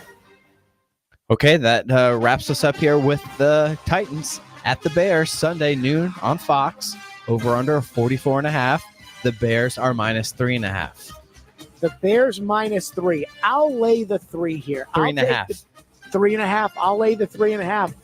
I'll take the Bears 24-16.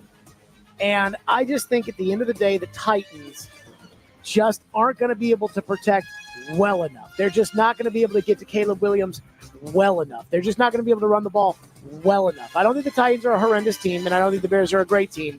But I just think that every little edge, it feels like, goes to the Bears. I will take Chicago. Give me Chicago 24-16. That's it for us. We are out of here. 9:30 on Sunday. We will be live at Twin Peaks in Cool Springs for the award-winning pregame show. We will see you then. Stillman and Company, 102.5, 106.3 The Game.